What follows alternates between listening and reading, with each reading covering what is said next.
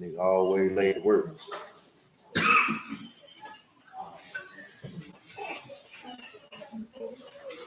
All right, y'all, we give praise, esteem, and honor to the living Elohim. In the name of Yahushua HaMashiach this day. We're going to pick this up in chapter 5, verse 39. Search the scriptures, for in them you think have eternal life, and they which testify of me, and you will not come to me that you might have life. I receive not honor from men, but I know you, that you have not the love of Elohim in you. I come in my Abba's name, you receive me not. If another shall come in his own name, him you will receive. How can you believe which receive honor one from another, and not the honor that comes from Elohim only? Do not think that I will accuse you. The Abba, there's one that accused you, even Moses, of whom you trust. Had you believed Moses, you would have believed me, for he wrote of me. But if you believe not his writings, how should you believe my words? All esteem and praise to Elohim in the name of Yahushua HaMashiach. Let's get this Matthew 16:1. Shalom, Jay. The Pharisees also with the Sadducees came tempting, desiring him that he would show them a sign from Shamahim. He answered and said unto them, while it is evening, you say, fair weather, for the sky is red. And in the morning, foul weather today, for the sky is red and lowering. O hypocrites, you can discern the face of the sky, but you cannot the signs of the time. A wicked and adulterous generation seek after a sign, and there shall be no sign given unto it, but the sign of the prophet Jonah. So we talk about that sign of the prophet Jonah, right? And we talk about that the life is in the breath or in the ruach. So Exodus 31:12 with haste. And Yahuwah spake unto Moses, saying, speak you also unto the children of Yasharal, saying, truly my Shabbats you shall keep, for a sign between me and you and throughout your generations, that you may know that I, Yahuwah, that do sanctify you. What he said it was? A sign. It was a what? A sign. Now you know sign is oath. That's a miracle, a sign, something of remembrance. But let's keep on going.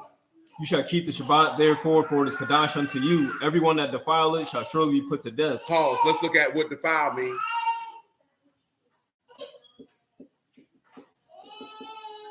Shalom, Brother Marcus. That's kalal, to profane, bro. To defile, to pollute, to desecrate. So to desecrate. So let's take a look at this. Hebrews 4:1. This is something we ain't talked about in a long time, man. It's bigger than this. You know, a lot of people have contentions about the Sabbath, when you should keep it, how you should keep it, where you should keep it. You know what I'm talking about? And all these things. We ain't really going into all that. We ain't even going into all that. But we going into this here. But if you do keep it, a lot of people defile it. You know what I'm saying? Some people caught up on you defiling it because you because some people go to work.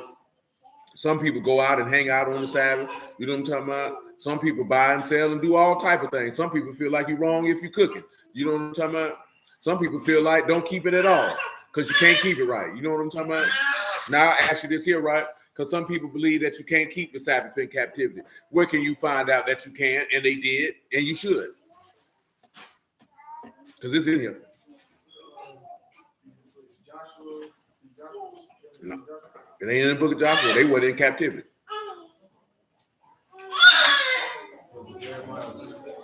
No, it wasn't in there either. Because when Jeremiah was alive, they were still in the land. Jeremiah seen them going into Babylon. When you get to Jeremiah 52 in Lamentations, he saw them going into Babylon. But he was in the land. Nehemiah and them were coming out. They came out of Babylon. So when Nehemiah book and Ezra book is, they done left. Don't nobody remember. That's unfortunate. Doris, you got 3 seconds, so you're going to lose your life if you can't answer this question. No, so that means it's time for a homicide. That was in Numbers 24. Or number 15. Yeah, time for a who ride. Who willing to perform it? Dang, that nigga knocked on your head like a dope.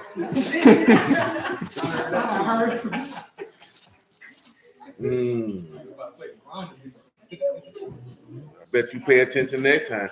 Come over here to Esther 3:1, man. Come on, with haste.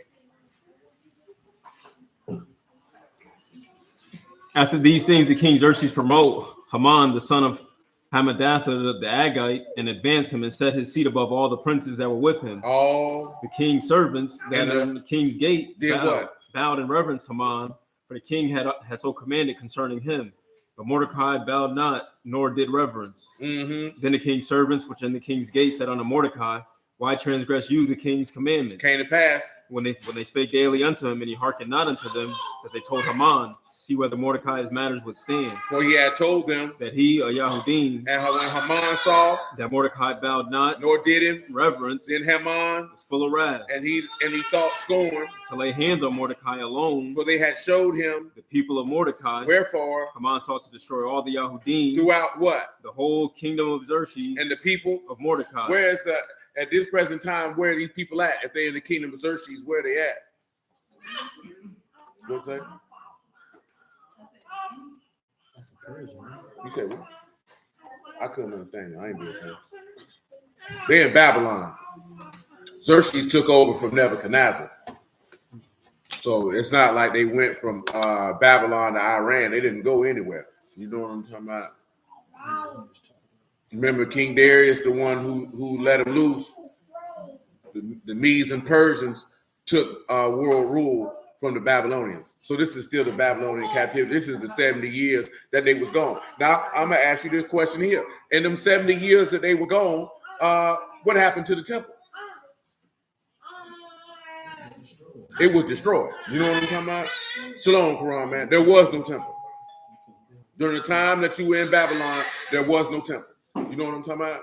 I just need you to keep that in mind. Continue. In the first month, the month of Nisan, in the 12th year of King Xerxes. They cast what? That is the what? Lot before who? Haman. From what? From day to day. And from what? Month to month. To the what? The 12th, the month Adar. And Haman said unto King Xerxes, what he told him? There's a certain people scattered abroad and dispersed. A certain who? Hold on. A certain who? A certain people. They scattered what? Abroad. And dispersed where? Among the people in all the provinces of your kingdom. And they're what? Laws. They're what? Diverse. They're what? Their laws. They're what? Their laws. They what? Diverse from all people. And neither do they what? Keep the king's laws. Therefore, not for the king's profit to suffer this. This is the difference between when you was in Egypt and you was in Babylon. That man said your laws were different. And this is what he wanted to persecute them for. You know what I'm talking about? So you got to pay attention to that. See, because I done had this conversation with many a group, many a years, and a lot of them be like, show me where they kept Sabbath in captivity. What they want to see is they kept the Sabbath in captivity. But he said he kept their laws. Now you go to Daniel chapter 6 and you look at this. Come on, Daniel 6:1. Because where was Daniel at? Okay, pay attention to it. It pleased Darius to set over the kingdom 120 princes, which should be over the whole kingdom, and over these 3 presidents, of whom Daniel first, that the princes might give accounts unto them, and the king should have no damage. Then this Daniel was preferred above the presidents and princes, because an excellent ruach in him, and the king thought to set him over the whole realm. Then the presidents and princes sought to find occasion against Daniel. Sought to find what?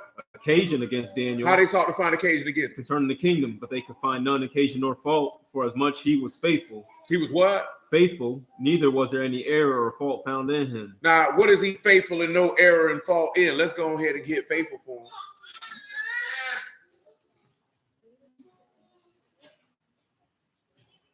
Come on. So you know what that is. What is he being faithful to? He's faithful to Yahuwah. He's faithful to the word. Continue. Then said these. What was the other ones? No fault and what else? Oh, error. And no error. Fault is shakat, that is to corrupt or fault. Now, this is tying back to when you keep the Shabbat to not defile it and to make it unclean. Go ahead. And then error is shalu, that's neglect or remissness. A thing amiss. When you're looking at neglect, that's forgetting the word. Continue. Then said these men, we shall not find any occasion against this Daniel, except we find against him concerning the law of his Elohim. He said they won't find no occasion against him except to be concerning his what? The law of his Elohim. Concerning his what? The law of his Elohim. Concerning his what? The law of his Elohim. Now, come on, man. So how were they not doing it? You know what I'm talking about? This doesn't mean that everybody was doing it, but how were some of them not doing it? if the only way they could be able to get at him is through his instructions that is God given. Read again. Then said these men, we shall not find any occasion against this Daniel, except we find against him concerning the law of his Elohim. Then these presidents and princes assembled together to the king and said thus unto him, King Darius, live forever. All the presidents of the kingdom, the governors, the princes, the counselors, and the captains have consulted together to establish a royal statute and to make a firm decree that whosoever shall ask a petition of any Elohim or man for 30 days, save of you, O king. So, okay, if they say to make any petition under any other Elohim, what law they trying to get at him through? And it ain't Psalm 55, by the way. It ain't because he went and prayed 3 times. How they trying to get at him? I'll show you how they trying to get at him. Exodus 21. That's how they trying to get at him.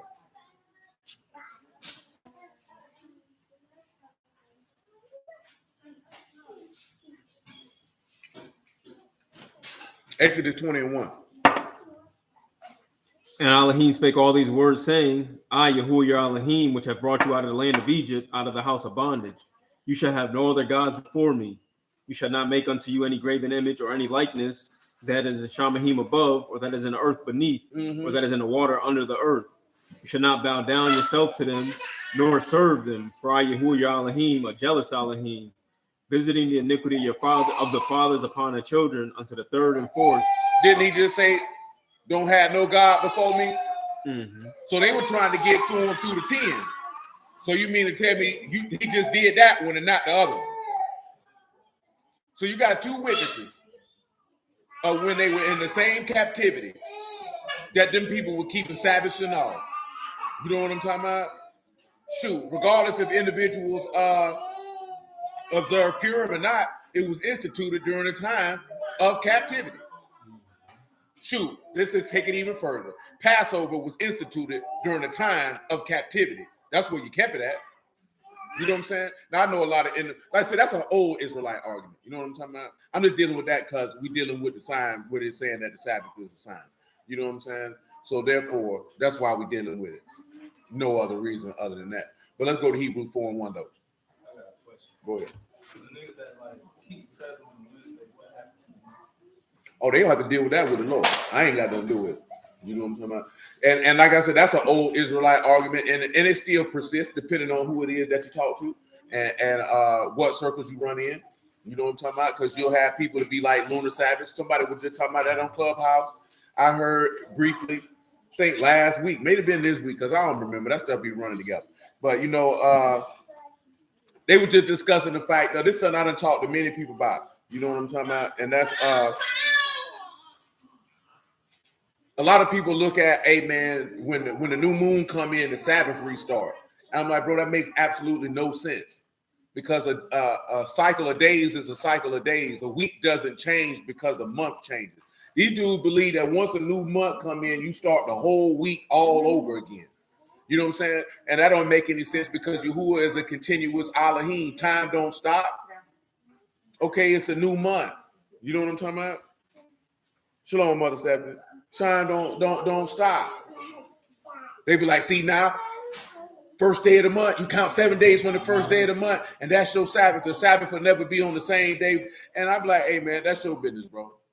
I'm not. You know what I'm saying? You got certain people, they be like, how can you keep the Sabbath on the Gregorian calendar? You'll have people to be like, you can't keep the Sabbath because we not in the land. That's what every time feast days came around, I would probably say from 2013 probably to 2019. That's what Bruce argued about every day, every minute, every time a feast day came up. You can't keep him in captivity because you don't have a temple. You can't keep him in captivity because you ain't got this. And all that just goes to show is that they don't really believe in Yahuwah, and they don't love Yahuwah, because they think the service of Yahuwah is tied to a temple and some sacrifices.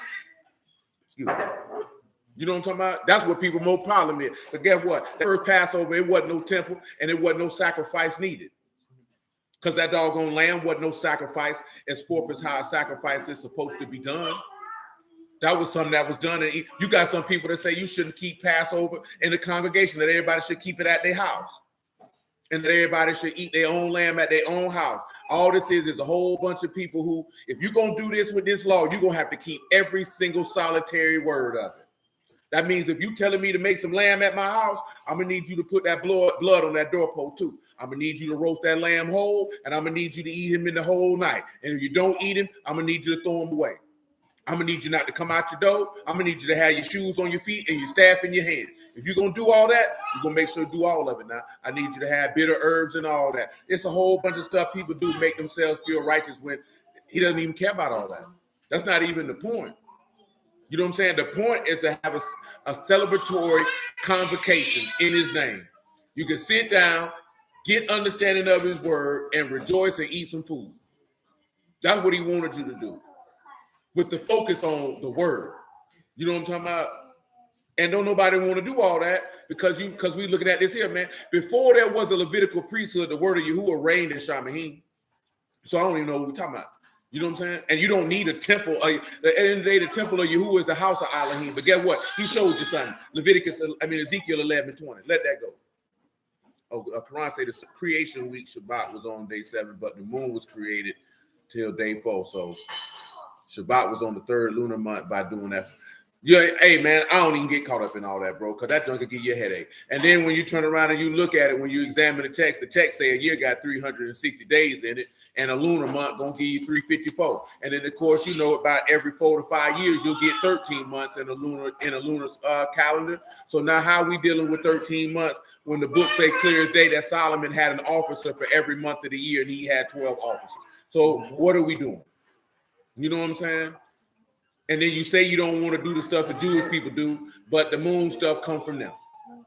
You know what I'm saying? And all that stuff that they do. So when it's stripped down to it, people make the word more difficult than what it is, man. Because at the end of the day, the Shabbat ain't nothing but an opportunity for you to stop focusing on your desires and focus on Yahuwah. That's what it's about. And you can do that in the open field. You know what I'm talking about? You can do that anywhere. Because at the end of the day, the whole nation of Yasharal was not going into the temple of Yahuwah, keeping the Sabbath. Everybody wasn't coming up because it wasn't a commandment for everybody to come to Jerusalem to keep the Sabbath. So that means if they weren't in Jerusalem, if they was in Samaria, they stayed in Samaria and kept the Sabbath. That's the purpose why they had synagogues and all these different things in the particular provinces and cities in the land, so that people could go up and get the word. Does not your law say that he gave suburbs to Levites in every province in the land? That's so the people could get the word. That's so the people could get the word. The people don't want the word now. At the end of the day, they don't want the word. And that's why they keep missing the sign. Come on with it, man. That they may walk in my statutes and keep my ordinances and do them, and they shall be my people, and I will be their Elohim. But whose heart walk after the heart of after their detestable things and their abominations? So give me verse 17. Ezekiel 11:17. Make it 15. Son of man, your brethren, the men of your kindred, and all the house of Yasharal holy, they unto whom the inhabitants of Jerusalem have said, excuse me, Leah. Get you far from Yahuwah, unto us is this land given in possession. Therefore say, thus saith Yahuwah Elohim, although I have cast them far off among the heathen, and although I have scattered them among the countries, yet will I be to them as a little sanctuary. He'll be to them as a what? A little sanctuary. He'll be to them as a what? A little sanctuary. Okay. In the countries where they shall come. So the countries that they're what? They shall come. Okay. Therefore say, thus saith Yahuwah Elohim. Pause. Now he said he'll be to them as an house. So since I'm talking about that, and I was going to do this one here anyway, we'll go ahead and do it now. John chapter 2, give me verse 10. John 2:10. As a matter of fact, we might need to go straight to 17, but we'll let 10 go. It saith unto them, every man at the beginning do set forth good wine. Every man at the beginning do what? Set forth good wine. But then what do he do after that? When men have well drunk, then that which is worse, you have kept the good wine until now. That's what a lot of brothers don't realize, man. When my man then was streaming on the event they had up in DC, it was a goofball nigga in the comments selling out. Y'all, we ain't never gonna leave because y'all in idolatry. Y'all in idolatry with JC, whatever you call it. And I'm like, I know you. See, I ain't gonna do that because that's his comment section. And you know what I mean? I ain't gonna do that on no live chat. But in real life, I'd have told him, you know you're going to hell, right? You know what I'm saying? Because you thinking that you mocking somebody because they worship an idol, and the very God you say you represent, that's who that is, you dummy. You know what I'm saying? But you don't realize that because you don't really believe the word. People don't really believe the word. Strip all this other stuff away, man. I don't care how intelligent these people sound. I don't care about none of this stuff these people got. Caleb, no, he's seen anything. You know what I'm saying? I didn't let him live. You know what I'm talking about? I ain't finna go back and forth with his name. But what? You going to hell, bro, because you don't believe the word. See, when we were talking about last week at Ezekiel 12, like this is the sign. Do you not understand that if most of us were alive during the time of a Mashiach, we would have missed the signs too? You notice how most Hebrews, they always talk about what the ancient Hebrews thought. The ancient Hebrews were always wrong. Consistently. It was only a small amount of them that were actually right because they trusted in Yahuwah. At the end of the day, let's not cut no corners. They killed their God. They looked their God in the face and told him he was a liar and a blasphemer, and they executed him. And then they didn't even have the heart to execute him themselves. They gave him to somebody else to do it. And when that man said, y'all do it according to your law, they came up with an excuse. Oh, no, it ain't lawful for us to do that. That's what you did. You seen this man fulfilling every sign, every line, every word in the book, and you told him he was a liar. So why would you think it's any different now? And guess what? They didn't have to find out with some nigga dressed up in a Halloween outfit that you was an Israelite. They knew that from birth. And they were taught the word from birth. And they had scrolls at their house and supposed to have understanding and killed this man. Come on, man.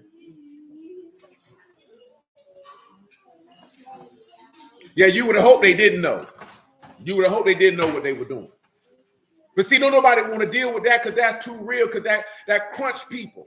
That's why I told you when Buddy kept asking me them questions, talking about prove to him we a Hebrew Israelite, I said, how about you prove to me you a son of God? Let's have that conversation. You don't want to talk about that because now we're going to see how much you believe and love and trust in Yahuwah then. Because when you having that argument, you talking about science and chromosomes and DNA. I don't care nothing about that, man. I don't care nothing about that. I don't care nothing about that. I don't care nothing about that. I told this man straight to his face, you can be an Israelite and you still going to hell. You ain't a son of God, so I don't care. Now let's talk about that. You don't want to talk about that. When it comes to the real matters of life and death, don't nobody want to talk about that. You want to talk about some junk. I told you, man, these boys having penis and measuring contests with the word of Yahuwah. Well, that's blasphemous. That's blasphemous. You having a penis measuring contest with the word, bro? Well, this ain't no contest. You're going to be contesting on which one of y'all going to be wailing and gnashing your teeth the loudest. You keep fooling with this, man. That's them, man. Come on with it. Where you at? John 2. Come on with it. Keep on going. These niggas make me sick. This beginning of miracles did Yahushua in Cana of Galilee. He said this is the first miracle he did, right? Now, what sign? We talked about a sign Tuesday, did it not? What was one of the signs that Yahuwah told Moses to do outside of the people? That's akin to this sign that we talking about right here. He told them to turn the water into what? In the blood. Now he telling him, now he just stood in front of these people and turned the water into what? In the wine. You know what I'm talking about? So now when you look at this, this is the sign. The only people, it was a handful of people seeing what he did and knew what he did. You know what I'm talking about? I think he's getting up to the part where they're about to say that. So only a handful of people knew what he did and what he was showing you. What did the master of the ceremony say? Oh yeah, but you kept the best stuff last. He was trying to show you with Moses that what was greater to come was coming later through the blood. You know what I'm talking about? And that the blood was going to give you life. But not life as forth as blood coursing through your veins, but from the redemption of the very thing of which man cannot defeat, which is death. I've been telling y'all this all week, last week since we started on this here, talking about that you know, Yahuwah is the one who gives us the issues of death or the escape from death. Nobody want to talk about escaping from death because they ain't escaped. How you going to talk about being free from death and you still in sin? That means you ain't free. That's like two niggas in prison talking about what it's like to be free. We still in here.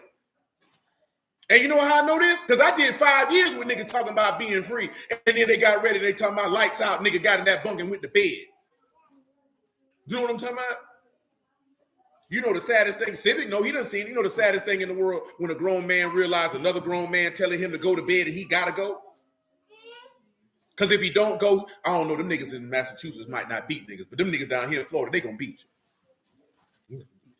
From what I heard, they used to do it like prior to my time, so way back in the day. You talking about back in the day? Yeah. They still doing that. Don't get down like that. They get down like that down here in Florida, man. You know what I'm talking about? I told you when I got a late butter, that lady said, "Welcome to hell." I say, shoot, looking at you, I bet that's what your husband say every time you walk in the house. That white lady had one leg that was longer than the other. You know what I'm talking about? She was built like a beach ball. You know what I'm talking about? And she had to be the most redneck white woman you ever want to see. They start putting cameras everywhere up north. No, they don't put no cameras out down here. Ain't no cameras. You just beat. You know what I'm talking about? They like take you in the laundry room. They take you in that laundry room. You know what I'm talking about? They gonna beat the brakes off. Some of the video, they put that water in front of the door. You know what I'm talking about? I told you, boy, they took me in that laundry room and I was thinking to myself, boy, I'm gonna hit the Asian nigga first. You know what I'm talking about? I'm gonna go ahead and try to rock his snot box because they gonna whoop me after a while because it's gonna be the numbers game going to eventually win out. But one of these niggas gonna remember me. Because if I'm gonna die, I'm gonna hit one of these niggas dead in his mouth as hard as I possibly can.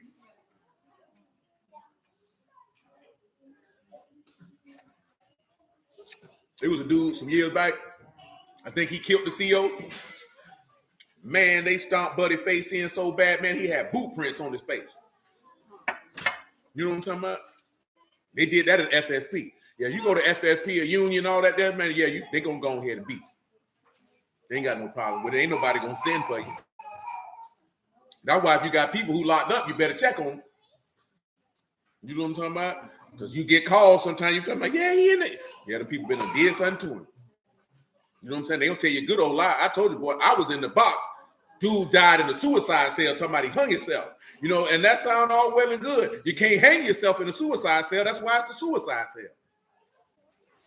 They put you in there butt naked. Dead serious. When they put you in the suicide cell, you're in there naked. Ain't nothing in there. They don't even give you a blanket. So how you hung yourself? They say you hung yourself with broken ribs. Yeah, that's how I go down, man. Stay on from up out of there. You know what I'm saying? That's why I tell you leave people alone. Because, boy, if you go to prison, God forbid you go to prison, don't sell out to them COs if you ain't going to fight now. You know what I'm saying? If you're going to fight an inmate, make sure you fight an officer. If you ain't going to fight an officer, keep your mouth closed. Leave the white folks alone, boy, because they going to beat you down here. You got to be ready to go. When we got a late brother, I told you about that, boy. They got that jar full of niggas gold teeth. You know what I'm saying? Like, we heard the stories about it, but you think it's just a myth till you get there and he really got a jar full of niggas gold teeth who they done knocked out their mind. Oh, yeah, real, man. Man, look here, man. Don't let these people in these songs and these goofy niggas tell you this, that, there, and the third, man. Prison ain't where you want to be if you ain't built like that, boy. Because you ain't got to worry about it. But no, at least in Florida, you ain't got to worry about nobody taking your booty hole. Don't nobody rape down here. No, I mean, other states, it might be different. They don't rape down here. These boys finessing grown men out their booty hole. That means you already had thoughts of being a sodomite, and they just planting them seeds and watering it and cultivating it. And the next thing you know, you with a man.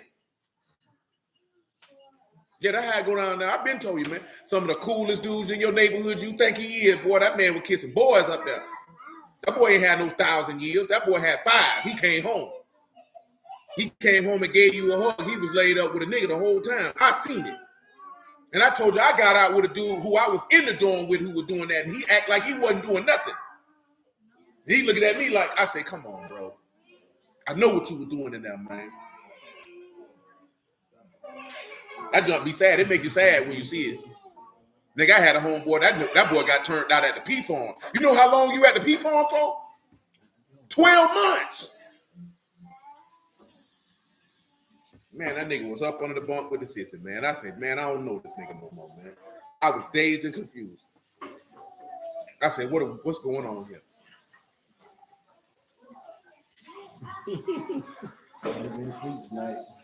I still remember that time, bro. Golly. Because I knew the dude, boy. I'm like, what is this nigga doing? Come on, man. That was 20 years ago. Go ahead. He had an itch, all right. This beginning of miracles that Yahusha in Cana of Galilee and manifested forth his esteem, and his disciples believed on him. Mm-hmm. After this, he went down to Capernaum, and he and his mother and his brethren and his disciples, and they continued there not many days. Mm-hmm. And the Yahudine's Passover was at hand, and Yahusha went up to Jerusalem. His what was at hand? Passover. Go ahead. And found in the temple those that sold oxen and sheep and doves and the changers of money sitting. When he had made a scourge of small cords, he drove drove them all out of the temple and the sheep and the oxen, and poured out the changers' money and overthrew the tables. Y'all know that's Deuteronomy 14 while they was in there selling. Go ahead. And said unto them that sold doves, take these things hence, make now my Abba's house a house of merchandise. That's right. And his disciples remembered that it was written, the zeal of your house have eaten me up. Well, let's go ahead and look at that, because he said when they saw that sign, they remembered something. So Psalm 69 and 3.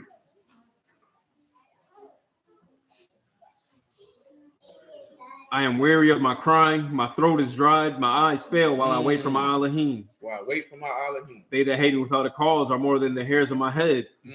They that would destroy me, my enemies wrongfully, are mighty. They mighty. Then are restored, which I took not away.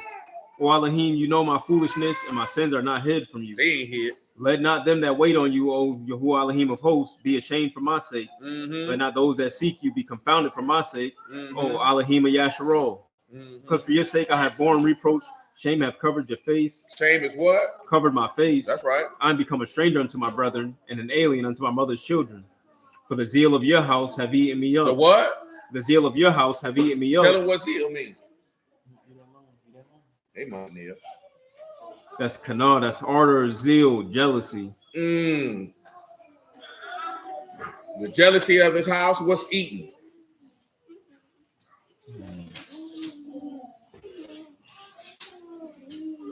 That's a call. That's to eat, to devour, to burn up, to feed.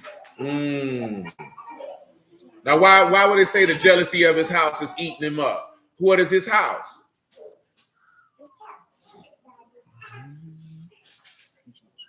That's Bayith. That's a house, a dwelling habitation. This earth. Get it to your mom. That's a temple. So why do you think the jealousy of his house is eating him up? Because they disrespected his house and he's jealous for it. Did he not tell you that his name is jealous? Your law literally say that. Whose name is jealous. Nah, she gonna get it to your mama. You done knocked it out your head. Your mama can get it. Go ahead. And the reproaches of them that reproach you are falling upon me. When I wept my soul with fasting, that was to my reproach. I made sackcloth also my garment, and I became a proverb to them. That's good. Now come on back to John and read that verse again in John.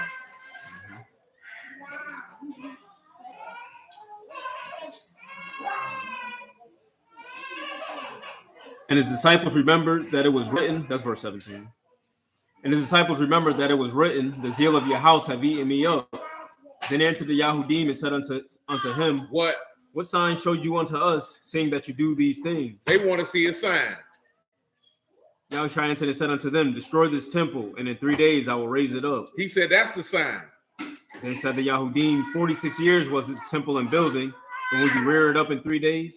But he spake of the temple of his body. Now, it's two passages in the prophets that you can look at to establish that when he told them that this was a sign, that sign had been spoken of, and if they would have seen it, they should have known and understood. And can you tell me who them two prophets are? Stop. Not from up in here. Hosea is not one.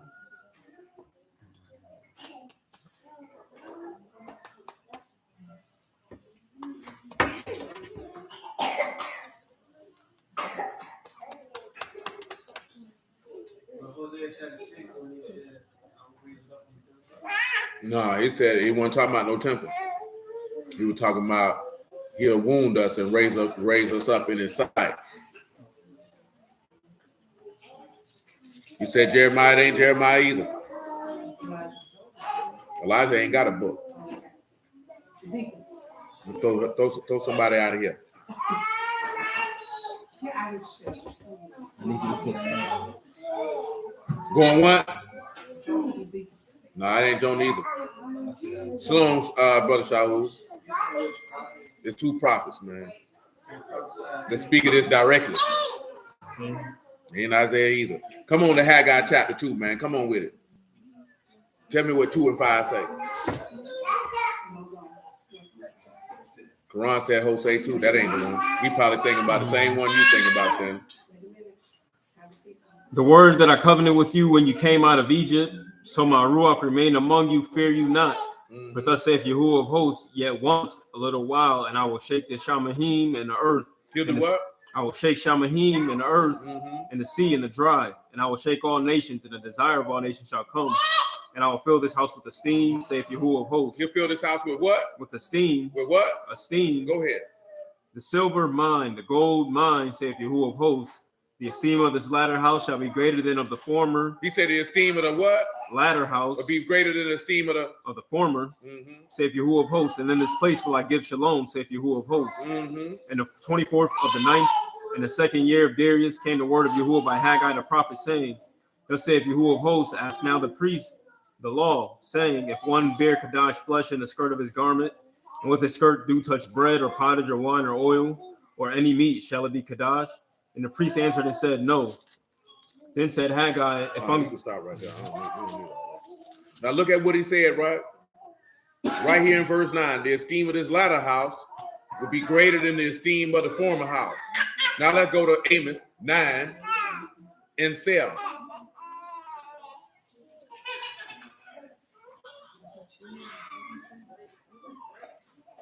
Not as children of the Ethiopians unto me, O children of Yasharal, saith Yahuwah, have not I brought up Yasharal out of the land of Egypt, and the Philistines from Kaphtor, and the Syrians from Ker? Behold, the eyes of the Lord Elohim upon the sinful kingdom, and I will destroy it from off the face of the earth. He said, what are you going to do to the sinful kingdom? Destroy it from off the face of the earth. Do what with it? Destroy it from off the face of the earth. Go ahead. Saving that I will not utterly destroy the house of Jacob, saith Yahuwah. Hello, I will command, and I will sift the house of Yasharal among all nations. Like as is sifted in the sea, yet shall not the least grain fall upon the earth. All the sinners of my people shall die by the sword. All the sinners of my people do what? Die by the sword. They're going to do what? Die by the sword. They're going to die by the hand of a Mashiach. And just so you know, Isaiah 11:1. And there shall come forth a rod out of the stem of Jesse, and a branch shall grow out of his roots. And the Ruach of Yahuwah shall rest upon him, the Ruach of wisdom and understanding, the Ruach of counsel and might, the Ruach of knowledge, and of the fear of Yahuwah. He shall make him of a quick understanding, and the fear of Yahuwah, and he shall not judge after the sight of his eyes, neither reprove after the hearing of his ears. Both righteousness shall he judge the poor, and reprove with equity for the meek of the earth.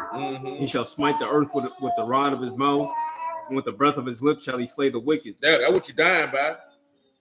You're going to be killed by the word. I know a lot of people like, it's not a literal sword. We know what he means. Well, if you got to understand it, you know what he means. You dying by the word. You know why? Because he say, you know what? The same word that you reject, he say, amen. Matter of fact, just get it for him. John chapter 12, verse 44.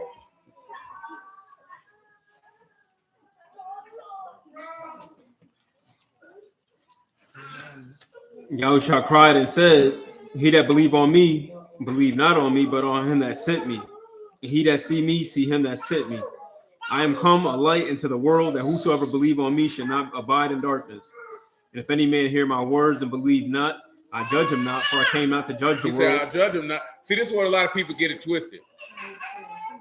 Mashiach's arrival the first time was not for the execution of judgment on man. It was to execute judgment on sin and death. It wasn't to execute judgment on man. He wasn't coming to judge man. That's why the people were confused, because they were expecting Shaphat on the nations. But they not realizing that Shaphat was going to start with you before they got to the nations. See, a lot of people sit back and look at it like when you came out of Egypt. Shaphat was not executed on Israel coming out of Egypt. Shaphat was executed on Egypt coming out of Egypt. This go round, that judgment, see, like when you left out of Babylon, there was no judgment executed on anyone. He didn't judge Babylon when you came out of Babylon. You know what I'm talking about? He didn't judge Medes and Persia when you came out. He didn't do nothing to them people. Know what I'm saying? The only judgment that happened was with Haman and what he planned to do and everybody who was down with him. They got judged, but as a whole, he used Darius to tell y'all to slide and to give you the funds to rebuild Jerusalem for Mashiach. There was no judge. He didn't turn around and smash them people. See, that's a conversation that don't be had and people don't mention that. You know what I'm talking about? Stop. Or you going to get down. Go ahead. And if any man hear my words and believe not, I judge him not, for I came not to judge the world, but to save the world. But to do what? But to save the world. That's what people don't realize, right? If Yahushua came to execute Shaphat, everybody is condemned. That's why that psalm say what it say. If he was to mark iniquity, who would stand? There's forgiveness with him that he might be feared. That's what a lot of Israelites don't really understand. If that man come back, he got to judge everybody accordingly. You being an Israelite is not getting you a pass. Because when he was talking in Isaiah 11, he was talking to you. He wasn't talking to the nations. He had another conversation for them. We already know. Y'all know what he said in Jeremiah 25, what he going to do, right? That man said it's going to be dead bodies from one end of the earth to the other. That man not playing around. And where he say judgment going to start at? At his house. And he showed you that in Ezekiel 9. I'm starting at my house first. Before I go to knocking off Mr. Charlie. Now, it's one person he coming to see off top, and that's Esau. But he coming to see Esau for a different reason. He ain't coming to see Esau for what you think he coming to see him for. He coming to see Esau because Esau been blaspheming on the mountains, talking about he God. So that's what he coming to see him for. After that, he coming to see you. He got to take care of the beast first, and then I'm coming to see you. How he gonna find you when he come see you? That's right, Quran. Come on with it, see. He that reject me and receive not my words have one that judge him. The word that I have spoken, the same shall judge him in the last day. For I have not spoken of myself, but the Abba which sent me, he gave me a commandment, what I should say and what I should speak. And I know that his commandment is life everlasting. Whatsoever I speak, therefore, even as the Abba said unto me, so I speak. Get him John 5:45.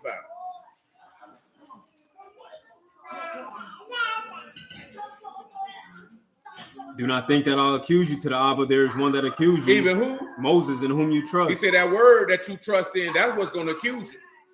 Go ahead. For had you believed Moses, you would have believed me, for he wrote me. But if you don't, believe not his writings. How should you what? Believe my words. You don't have a problem. You're going to have a problem. Come on back to Amos. You're about 9 and 8. Behold, the eyes of Yahuwah Elohim upon the sinful kingdom, and I will destroy it from off the face of the earth, saving that I will not utterly destroy the house of Jacob, saith Yahuwah. For lo, I will command, and I will sift the house of Yasharal among all nations, like as is sifted in the sieve, yet shall not the least grain fall upon the earth. All the sinners of my people shall die by the sword, which say the evil shall not overtake nor prevent us. In that day will I raise up the tabernacle of David. He'll raise up the what? Tabernacle of David. He'll raise up the what? Tabernacle of David. And what else? That is fallen. That's what? That is fallen. Tell him what fallen is.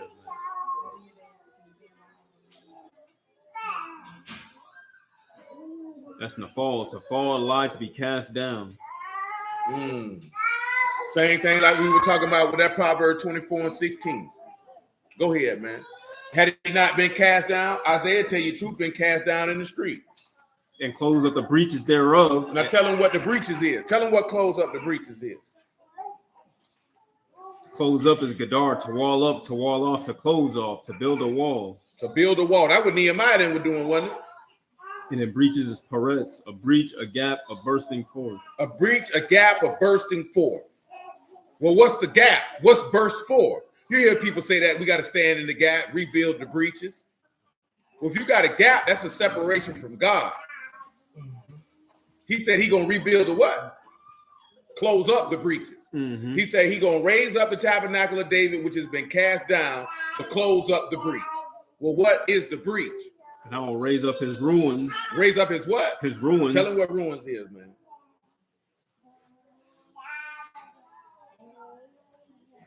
The ruins is harisa. That's a ruin. That's ruined. Something demolished. Something demolished. Go ahead. And I will build it as in the days of old. I build it as in the what? Days of old. John 17:1.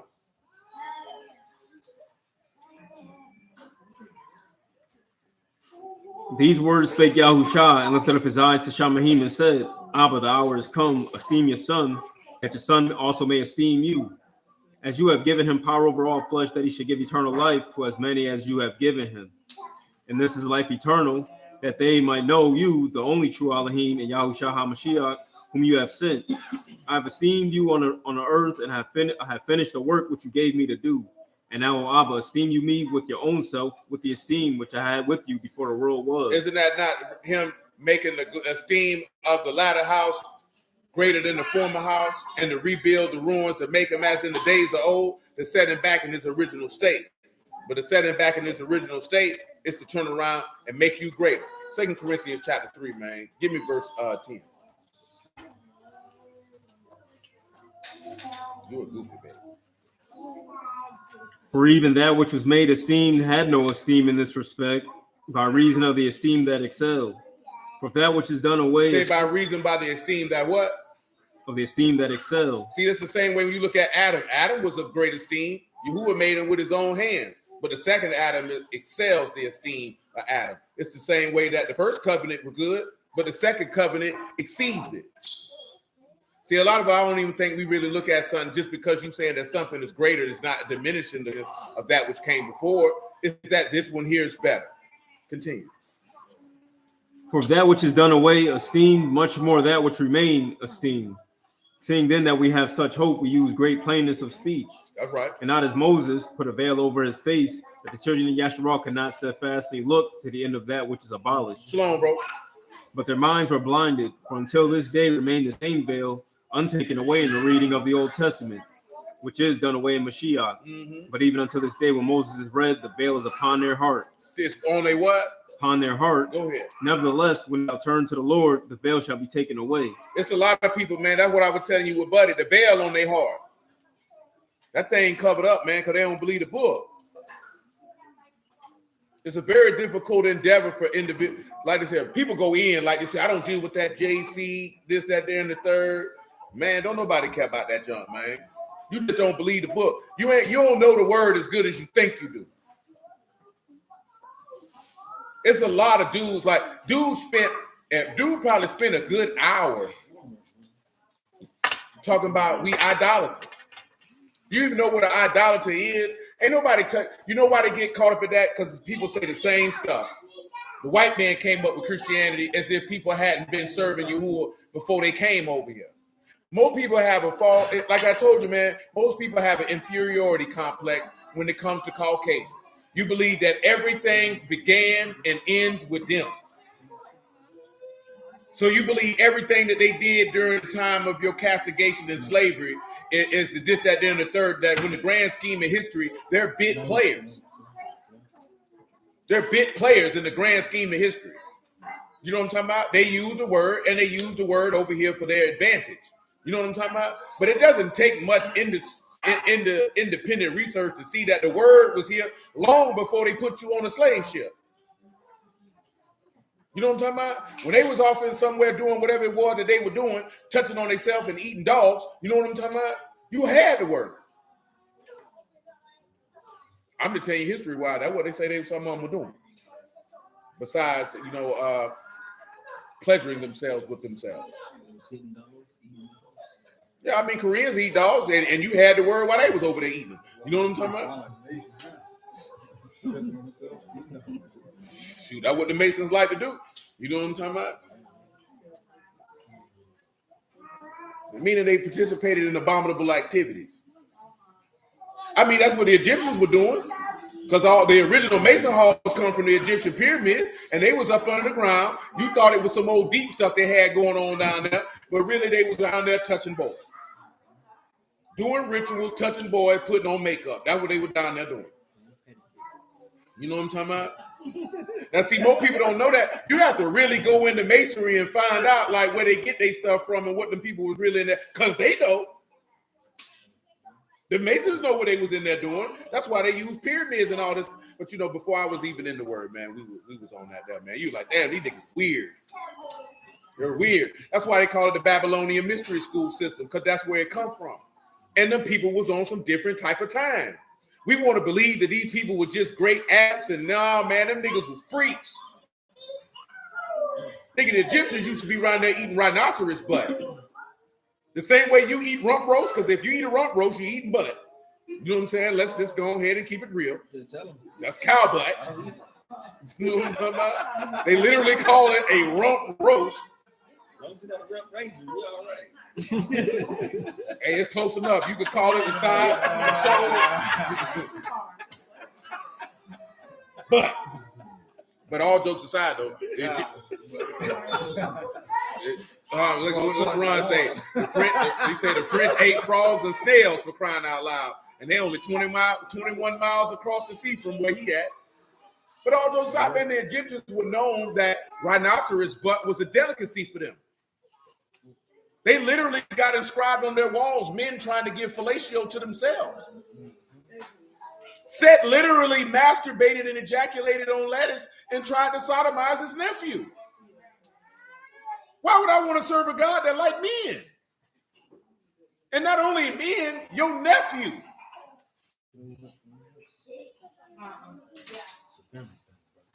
I mean, shoot.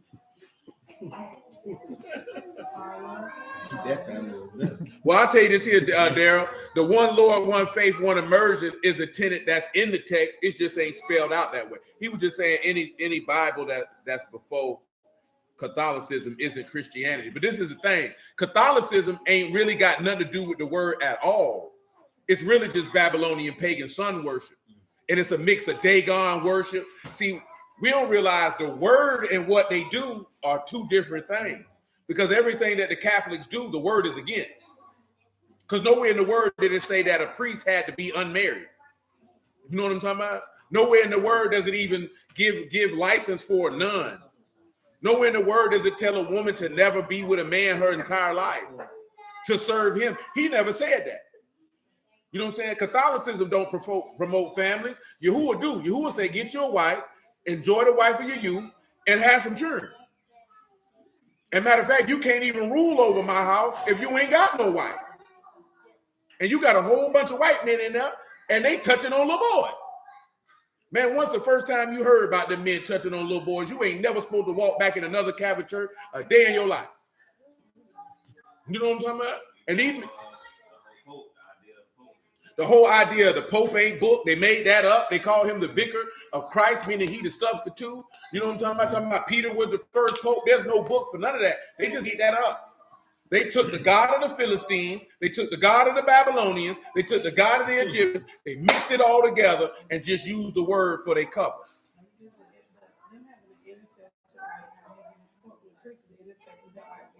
No, that's all made up.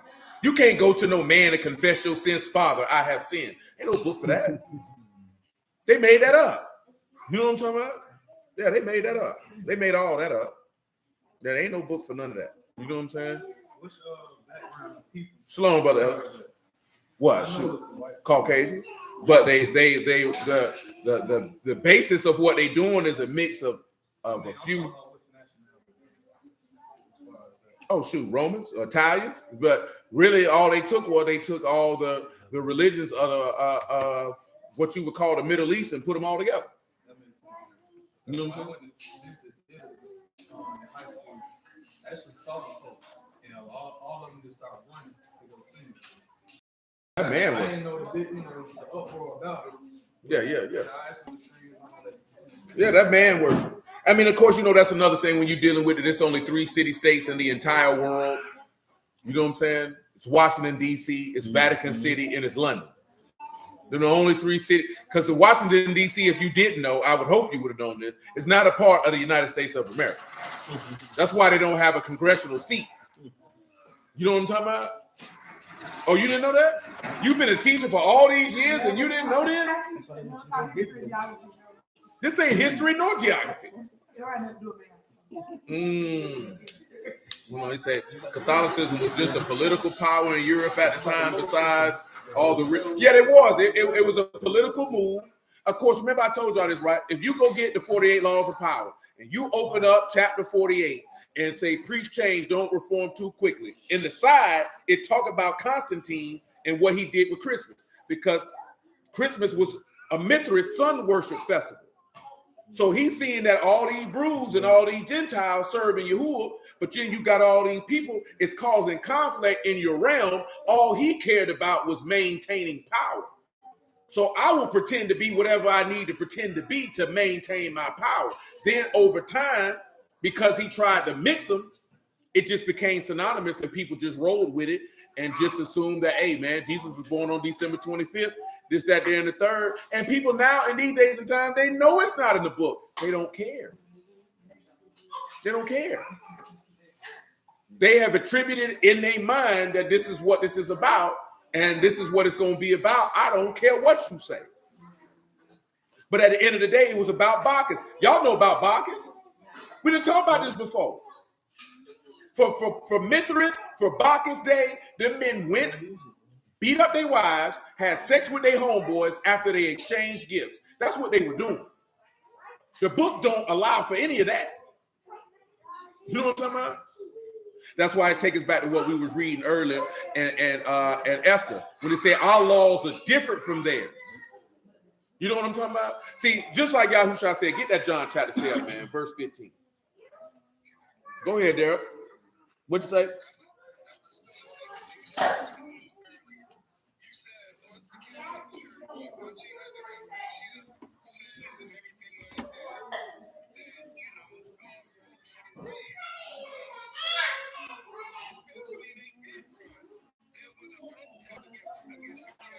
Mm-hmm.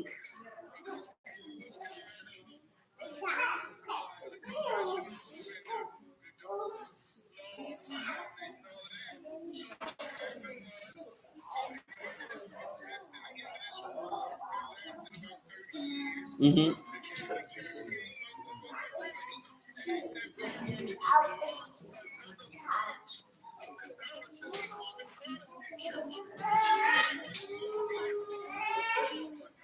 What?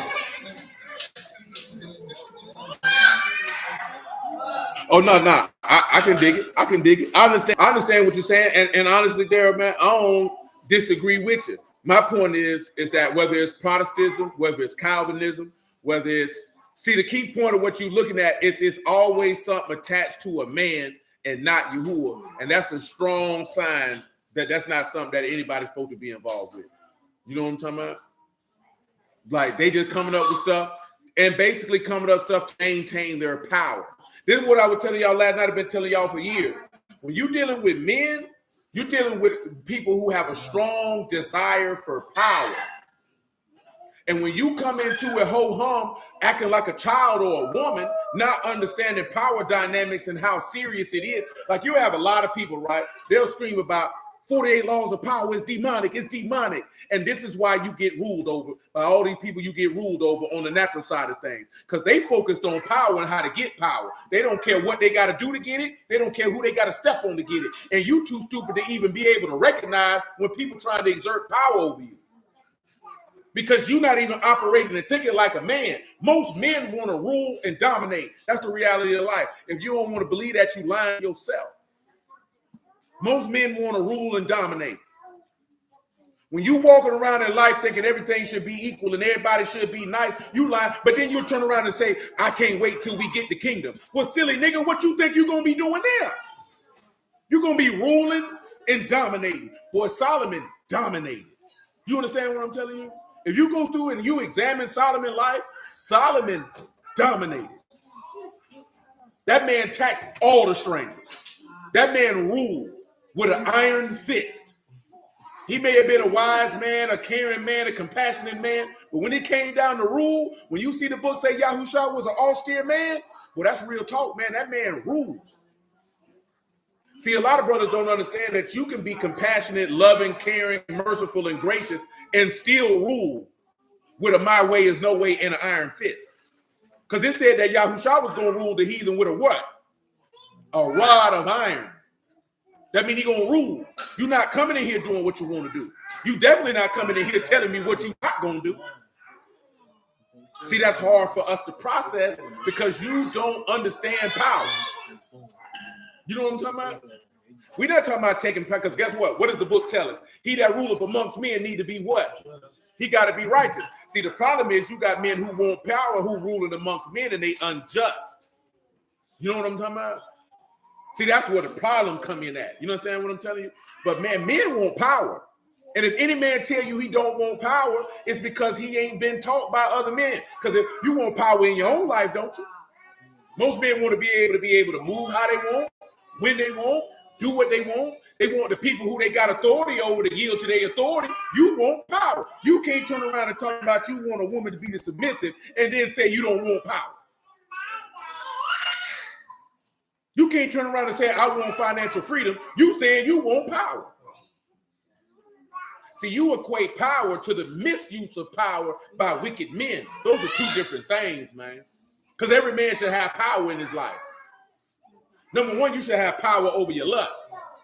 You should have power over your thoughts. You should have power over the choices that you make. You know what I'm talking about? This is just in the natural. Before you start dealing with Yahuwah, because then you want to have the power that comes from Yahuwah. And you can only get that if you trust Yahuwah. You can only get that if you believe in Yahuwah. Because if you ain't got Yahuwah, in reality, you ain't got no power at all. See, you look at Mr. Charlie and you think they got power. They ain't got no power. Because you equate power to money and weapons. That ain't no power. An economy can be crashed and men can be overthrown. They just got power to rule in the natural, but they ain't got no power. Not what you thinking. You give them too much credit. You know what I'm talking about? You give them way too much credit. They just men. They gonna die and hit the grave just like you is. And they gonna stand before the throne of judgment just like you is. They ain't got that much power. They only got power because Yahuwah gave them power. And in time, their power will cease. But like I mentioned, with power, there's something that a lot of brews don't want to deal with. Y'all know me. Y'all know I've been telling y'all this for a long time. These boys don't want no power because they don't want to ride. Nobody gives away power. You have to take it. Didn't the book say Satan had power over death? Satan didn't give that power to Yahushua. Yahushua went and took it. You know what I'm talking about? You ain't gonna hit because Satan don't give you nothing. I'm gonna take it from you. Did the Canaanites and the Hivites and the Jebusites and the Pets, did they give you the land or did you take it? You had to come in there and take it. When Yahushua come back from Shamahim, are all the nations of the earth gonna give up their power, their rule, and their wealth, or is he gonna take it? So you can't turn around and scream you who is a man of war and don't understand what war is about. War is about dominating and control, and you're going to take that authority, and you're going to take that power, and you're going to take them resources. And if you're not willing to do that, then you don't need to be talking about no war. You just need to be serving God and keep your mouth closed. You know what I'm talking about? Because you're not willing to do that. These boys not willing to even, when you're going to turn about it, because that's just on the carnal side. But you know the weapons of our warfare ain't carnal. We ain't even talking about no carnal type time. You know what I'm talking about? These boys ain't even willing to go to war on the spiritual side because you ain't willing to dominate and rule your lust. You got grown men who've been preaching the word 10, 15 years and still led by their wee-wee. How you been in the word this long, man, and you still led by your penis, boy? How you still dominated by pleasure? You talking about you a servant of God. I can see if you've been in the word a year or two. You got a decade in the game, bro. You ain't mortified your lust yet. Come on, man.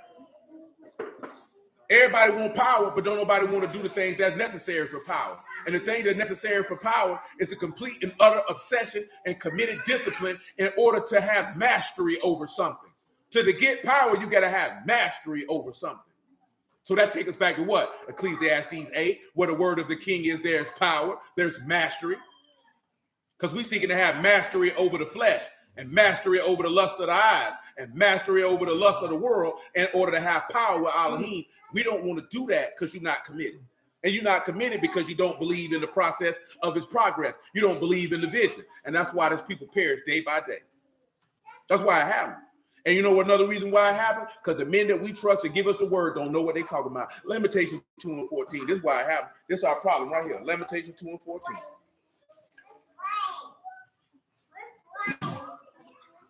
Your prophets have seen vain and foolish things for you, and they have not discovered your iniquity. Turn away your captivity, but have seen for you false burdens and causes of banishment. Tell them what captivity is right there, man.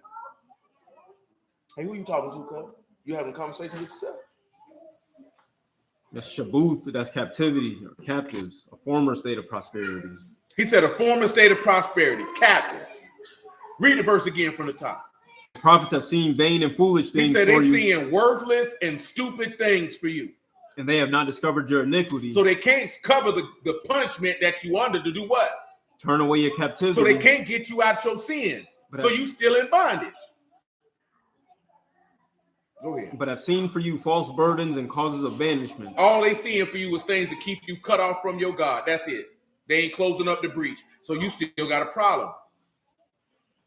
Because that's a separation. The breach is a separation. The man tell you his ear is not heavy that he cannot hear, nor is his arm shortened that he cannot save. It shows sins that cause him not to hear. It shows sins that cause him not to save. Because you don't realize this man can't. Look at, man, we talked about it last night. The minute Adam sinned, he had to slide. That man, in the presence of Yahuwah, he could look on Yahuwah, he could talk to Yahuwah and live with no problem. The minute he sinned, boy, you got to slide because I can't look upon you. I can't look upon you. That don't seem to bother us. That if you long as you in a state like that, that man can't look upon you. So guess what? He gave you a remedy, like we know in 2 Samuel. He said he devised the means to bring his banished back to you. He said, you know what I'll do? I'll let you be born of the word, show a man of love to bestow upon you that you should be called the sons of Elohim, that you could be perfect in my eyesight, and I could look upon you and you could dwell with me. We don't want to go through that process because that process means that you would have to relinquish power, not the power of God, but the power of your own will. Power is a hard thing to give up once you done had it. I told you that, man. Niggas complain about all these women around here thotting and biting. They got power to do it. Why would they stop? They ain't never had that type of freedom before. They ain't never had that type of power before. Can y'all remember when your people finally let y'all have the choice to order what you want? You didn't know how to act when you probably went to a restaurant your whole life. Your people ordered your food for you. And the one day they gave you the ability to order what you want, you didn't know how to act. You had got a taste of freedom. You didn't know what to do with it. Some of you, when you got old enough and they said you ain't have to have no curfew, you didn't know how to act. You usually didn't stay out past 10 o'clock. Now you know you can. Now you ain't coming home till the next day. Look at you talking about, that's what I did. I just stopped coming home for a week at a time. I just took me a spin a night bag. Look at you, I did too. Yeah, you did. You know what I'm saying? You and Lisa. You walking out the front door, she climbing out the window. Backpack on the back. I ain't coming home for 3 days. I ain't talking about no Tallahassee. You wasn't staying in their house then. That even made it even worse. Y'all went to college probably to act a fool. Ain't nobody tell you nothing. That's why I say, boy, my baby ain't going to college. She can take some online courses. So there ain't no saving way. That's the only way. Because if the nigga going on her own, she must finna pay for it. Because I'm not paying for it. I don't care. And get what? And you scholar your butt, I ain't got nothing for you. Because, boy, I'm not finna promote, condone anything that's going to lead to whoredom. Because I know what's going to happen. And I'm not promoting none of that. Look at, man, I knew some girls ain't never do nothing in high school, got away from their parents, and the scallywag was revealed. Because you got the freedom. There's nobody to restrain you. There's nobody to restrict you. There's nobody to moderate you. There's nobody to direct you. Man, look here, right? Most people don't do well with that type of freedom, but girls definitely don't.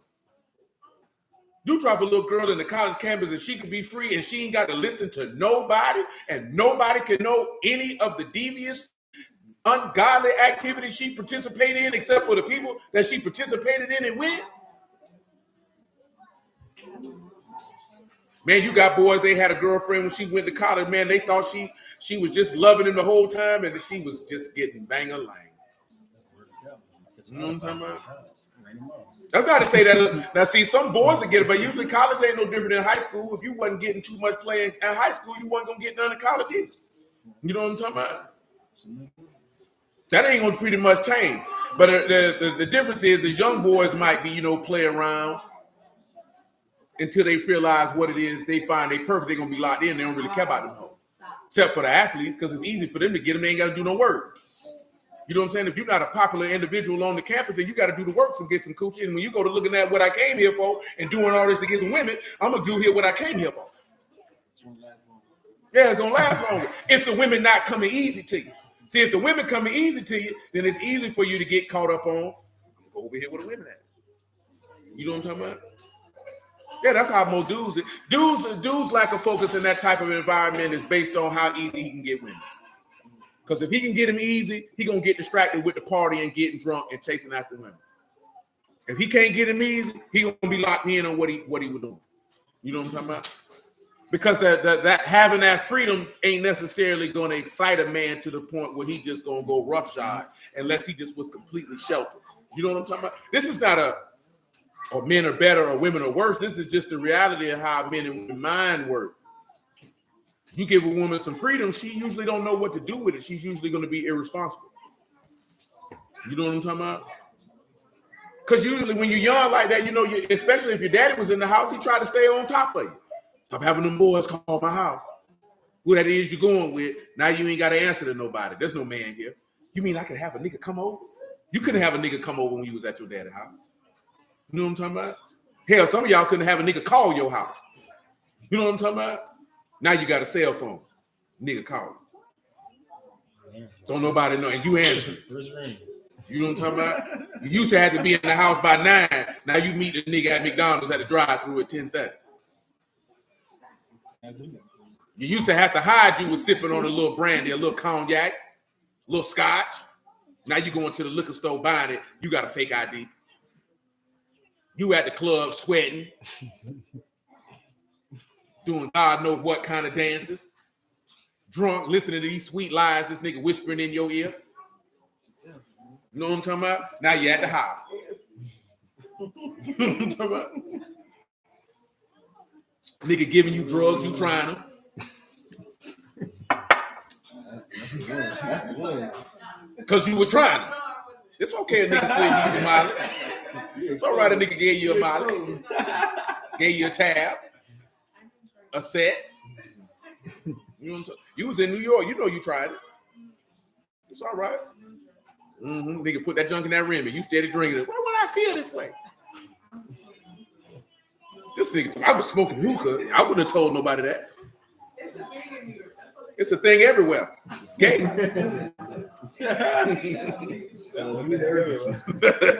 He said it's a thing in New York. It's a thing everywhere.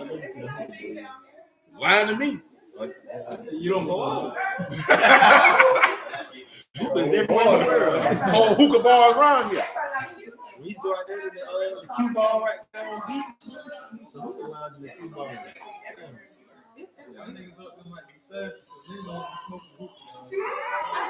Well, it's a lot of these niggas I didn't see online. These niggas smoke plenty of hookah. You know what's crazy though? Hookah ain't spent to be sassy. That was some hashish that the doggone assassins were smoking. Because that's where hashish come from the word assassin. I'm gonna be honest though, like the restaurants or like the bars and stuff out here, there's nowhere that you like, oh, let me order a Look at you. So you like to go get drunk. So you've been walking around here looking for bars. Back in the days. You meant yesterday. I'm at 3 off the top of my head right now. I know one that's in town center right now. I've been places back in the day. Want to see him?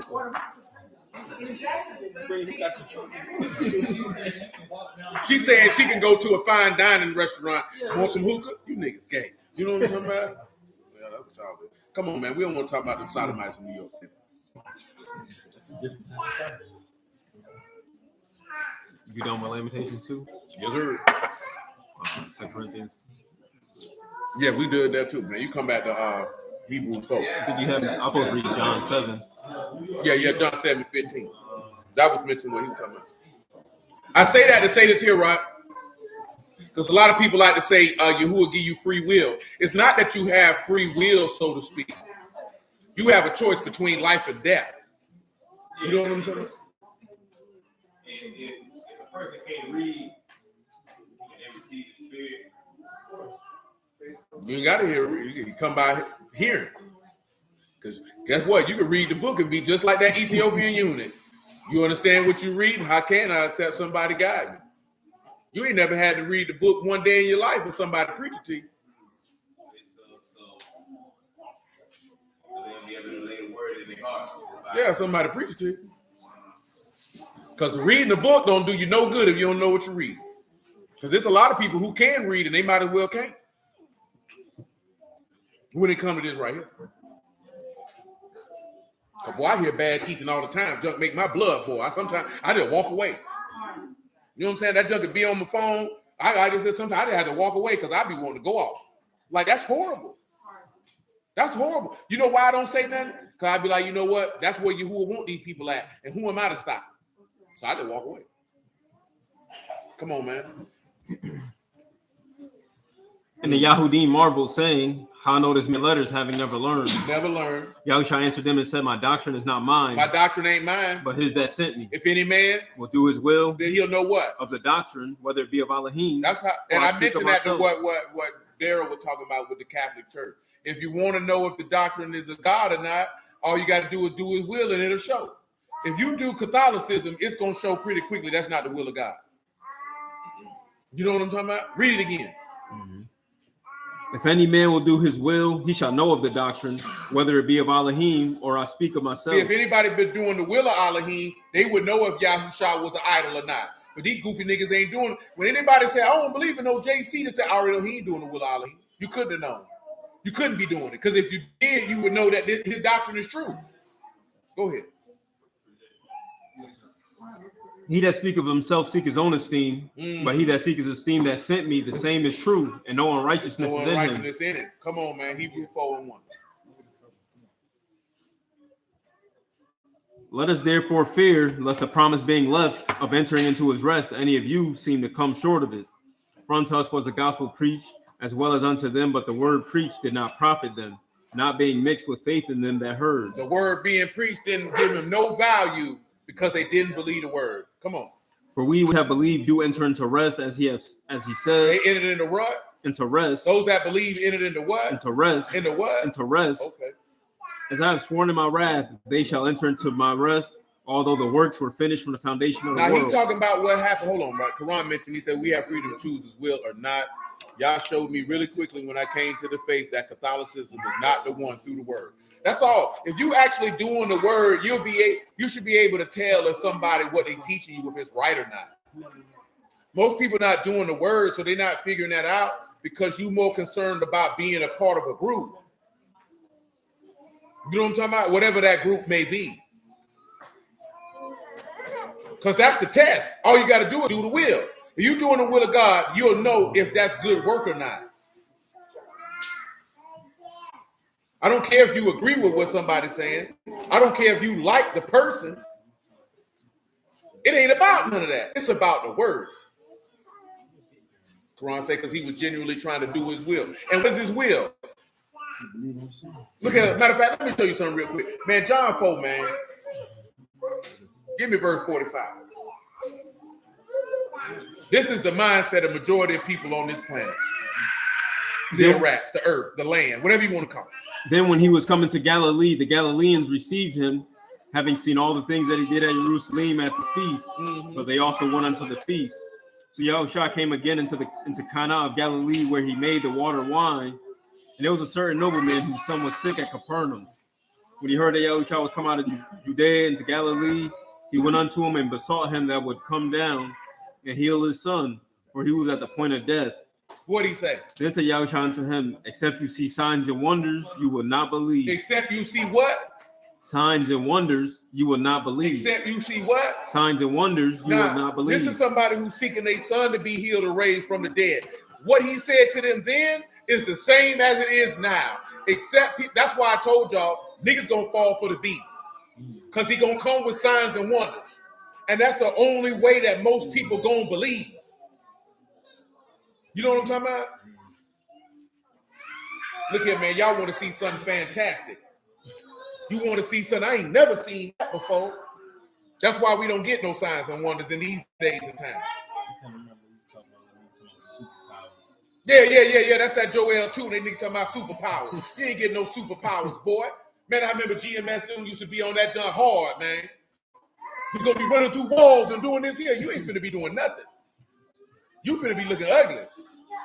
You need to go to the laundromat. Come on back to Hebrew 4. We got a lot going on. We got a pay-per-view this evening. All y'all niggas got to get out and watch wrestling.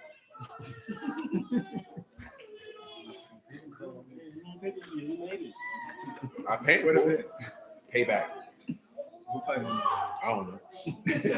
Just watch. They combine the Rocks and Stone Cold. Oh man, no, they didn't do that, but that's what people say about him. That's LA Knight. I saw little clips and all that. Yeah, yeah, that's what they've been saying, that he been biting off of them. But Buddy been, from what I can see, Buddy been the same character for 20 years. Cause Buddy old as all out. Well, he ain't old, but he in his fault. He old for wrestling. I put it that way.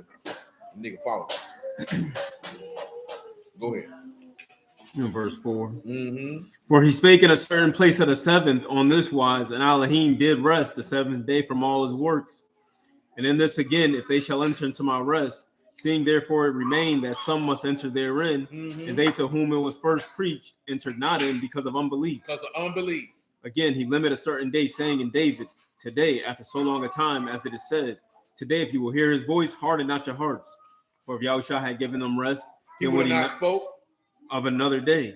There remained therefore a rest to the people of Elohim. Now, a lot of people will take this passage, right, and relate it directly to the Sabbath. But it's not talking about the Sabbath. What is it talking about? See, people see rest and automatically go to the Sabbath. But what is it talking about? Huh? The who? No. Oh, what's up, bro? No. I'm talking about when. Now, it's an element of three different things. He said if Yahushua, son of Nun, would have gave them rest, he wouldn't have spoke of another day. So he's referring to, he mentioned how the Father rested from his works on the seventh day. He mentioned that who led him in the land, Yahushua, son of Nun, did. If that was the rest that he was talking about, then he wouldn't have been speaking of another day coming on down the line. See, what I'm trying to get you to decipher is there's three different things being mentioned, and we like to jam them all together. Back them up a little bit. Go back to verse 4. For he spake in a certain place of the seventh on this wise. And see, he spoke on a certain day on the seventh on this wise. So now he's talking about the Sabbath. Go ahead. And Elohim did rest the seventh day from all his works. So pause. He talking about the Sabbath. He talking about the Sabbath here. Keep going.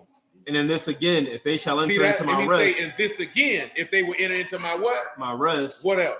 Seeing therefore it remained that some must enter therein, and they to whom it was first preached entered not in because of unbelief. Now he's going back to what you're talking about in Numbers when he say, I swear in my wrath that y'all will not enter into my rest. You know what I'm talking about? So now he's talking about them coming in the land. And why did the people who didn't get in the land get in? Because they heard the word and didn't believe it. Continue. Again, he limited certain days, saying in David, today, after so long a time, as it is said, today, if you will hear his voice. Now he mentioned in Psalms 95. Harden not your hearts. Talking about what happened in the wilderness. Go ahead. For if Yahushua had given them rest. Now he's talking about Yahushua, son of Nun. Go ahead. Then would he not afterward have spoken of another day? He wouldn't have had to speak about another day if these people was never going to leave. Well, probably should have sat down. Go ahead. There remained therefore a rest to the people of Elohim. Look at you. For he that is entered into his rest, do what? He also have ceased from his own works, as Elohim from his. Now see, there's a pause. Now he done took what happened in the wilderness and what Yahuwah did in the law and say, hey man, if you was going to enter into his land, then you would cease from doing your own works like Yahuwah did from his. Now he done took these elements, brought them back. You know what I'm talking about? Go ahead. Let us labor therefore to enter into that rest, lest any man fall after the same example of unbelief. So he let you know the same people didn't enter in because of unbelief. Now we come back to Exodus 31, start at verse 12 one more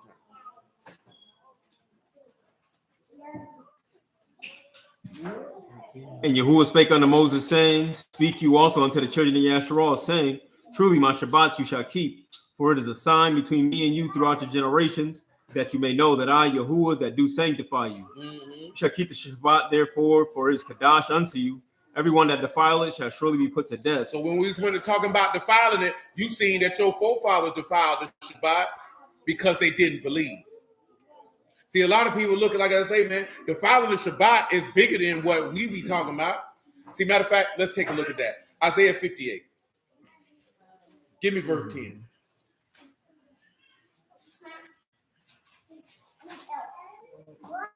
And you draw out your soul to be hungry and satisfy the afflicted soul, then shall your light rise in obscurity and your darkness as the noonday. And Yahuwah shall guide continually and satisfy your soul in drought and make fat satisfy your soul in what? In drought. Tell them what drought means.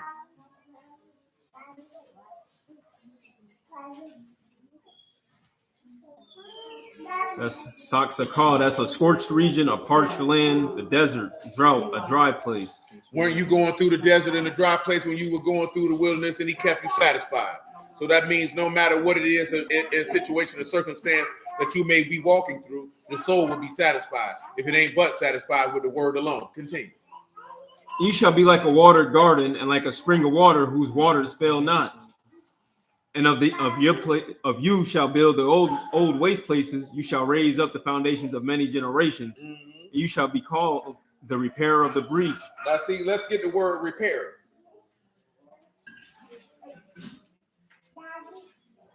That's Gadar, the same word from before. To wall up, to wall off, to close off, to build a so wall. So he's gonna close off the breach or the gap or the bursting through.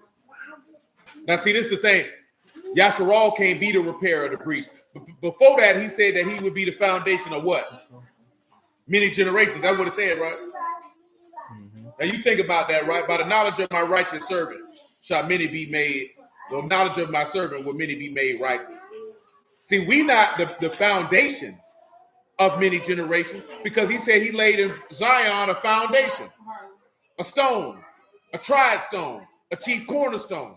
He that believe on him shall not be ashamed.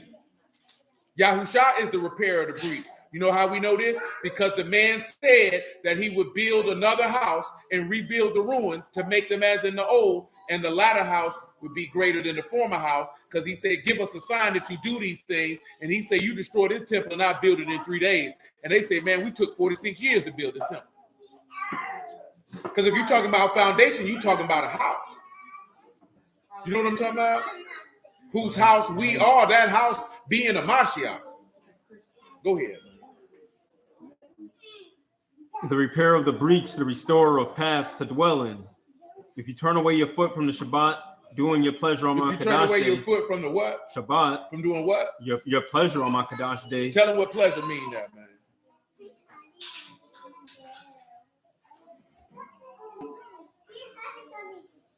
That's kafetz. So that's the delight, to take pleasure in. And you know what Paul wrote in 1 Corinthians 4:13? He told you to do what? To rejoice in the what? In the truth and not in iniquity. So when a lot of people look at, well, how am I breaking the Sabbath? I ain't doing this. You break the Sabbath every day of your life because you take pleasure in doing things that he does not appreciate. Did he not say in Isaiah 66, I stretch out my hands to them, and when I called, they didn't answer, and when I spake, they did not hear, but chose to do evil in my eyesight, and in that which I delighted not. You know what I'm talking about? Continue. And call the Shabbat a delight, the Kadasha Yahuwah honorable, and shall honor him, not doing your own ways, nor finding your own pleasure, nor speaking words. Then shall you delight yourself in Yahuwah. That man say not doing your own what? Not doing your own ways, nor finding your own pleasure, nor speaking words. Then shall you delight yourself in Yahuwah, and I will cause you to ride upon. So the only way that you can delight yourself in Yahuwah is if you don't seek your own will, your own way, and got your own plan. But you delight in his will, in his way, in his plan. There's no way that you're going to be able to serve. Read it again. Mm-hmm.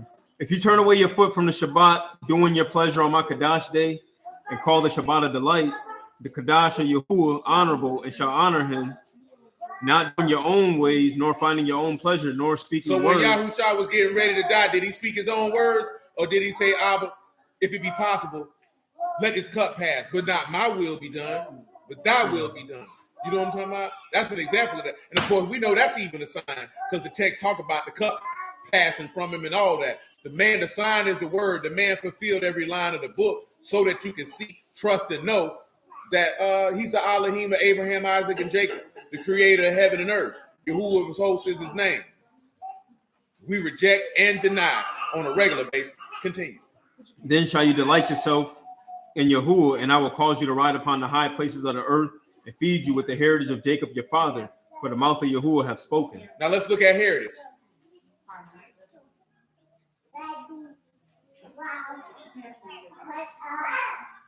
Nakalah, that's a possession, property, inheritance, a Paul, heritage. What is the inheritance of Jacob?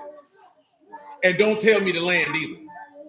What is the inheritance of Jacob? He said, if you turn away your foot from the Shabbat, from doing your own ways and take pleasure in him, He said he will feed you with the heritage of Jacob, and you'll fly where? The high places of the earth, and feed you with the heritage of Jacob your father, for the mouth of Yahuwah have spoken. What is the heritage of Jacob? It's in the text. You should know it.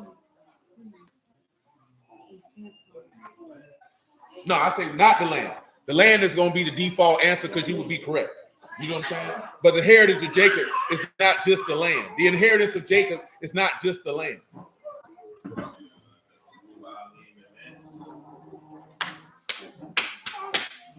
No. Yes. Genesis chapter 27. Give me verse, tell me what 35 says. Quran got the same, the right of the firstborn. That's the inheritance. And he said, your brother came with subtlety. Okay, well, back us up. Give me 27. Genesis 27:27. And he came near and kissed him, and he smelled the smell of his raiment. Smell the raiment. He said, it smelled like Yahuwah, the earth. And said, see the smell of my son as the smell of a field which Yahuwah have blessed. Mm-hmm. Therefore, Elohim give you of the dew of Shamahim. He give him the what? The dew of Shamahim. He give him the what? The dew of Shamahim. Now I see that Hosea 6:1 come into play now. Let's go and look at it. Hosea 6:1. Now we can bring that back around the corner. You know what I'm talking about? Because if he giving him the dew of Shamahim, what he giving him? That early and latter rain. So the inheritance of Jacob was the Ruach HaKodesh, the eternal life. Come on with it. Come and let us return unto Yahuwah. Come and let us do what? Return unto Yahuwah. What else? For he hath torn and he will heal us. He's done what? Torn. Tell him what torn and heal mean. Nothing, man. Torn is to rock, to tear, to rend, to pluck, to tear in pieces. To tear into pieces. And to heal is Raphath, to heal, to make healthful. How did he make him healthful? He told Yahusha and he healed him. It's to make whole. To make whole. He made you whole because he healed him. Now you made whole. Go ahead. He have smitten and he will bind us up. Tell him what smitten mean, man. And bind. That's Nakah. To strike, to smite, to hit, to beat, to slay, to kill. To kill. Guess how he killed you? It's in Hosea 6. Drop down to verse 9. Mm-hmm. And then bind is kabash, to tie, to bind on, to bind up, to restrain, to bandage, to govern. He bandaged him up. He bandaged him up after he killed him. That go back to what we were talking about last night. But give me verse 6, man. Hosea 6:6. Listen to that. For I desire mercy and not sacrifice, and the knowledge of Elohim more than burnt offerings. That's right. But they, like men, have transgressed the covenant. There have they dealt treacherously against me. Gilead, a city of them that work iniquity, polluted with blood. And as troops of robbers wait for a man. As troops of robbers what? Wait for a man. And lie in wait. The company of priests murder in the wait by consent, so they commit lewdness. I've seen a horrible thing in the house of Yasharal. What he seen? There, the whoredom of Ephraim, Yasharal is defiled. Go ahead. Also, Yehuda, he hath set a harvest for you, and I return the captivity of my people. Mm-hmm. That's it. Hold on. I missed it. Ruth, you always showing out. It don't need nothing to be wrong with you. Hey, don't let me forget. I show y'all that part where they talking about the Superman stuff. Turn into a superhero. I think I told you. No.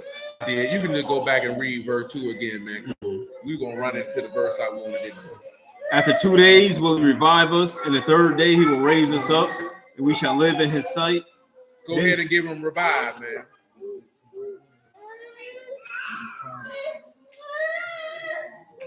That's Kayal, to live, to have life, to remain alive, to sustain life. He said he gonna after 2 days he gonna give you life, and then the third day he gonna do what? Raise us up. Tell him what raise up is. Get out the chair. Get out the chair. Get out the chair. That's kum, to rise, to arise, to stand, to rise up, to stand up. And you know what it say in Genesis 49? He's an old line. Who will rouse him up? Who gonna get him up? Now you'll be able to live in his sight. He done gave you life by the resurrection of the dead after he done smitten and healed the man, so that you can live. He didn't smite and heal you. That's why I say it's utterly insane to say this whole book is about us. When did he ever revive Yasharal and gave him life and you was already alive?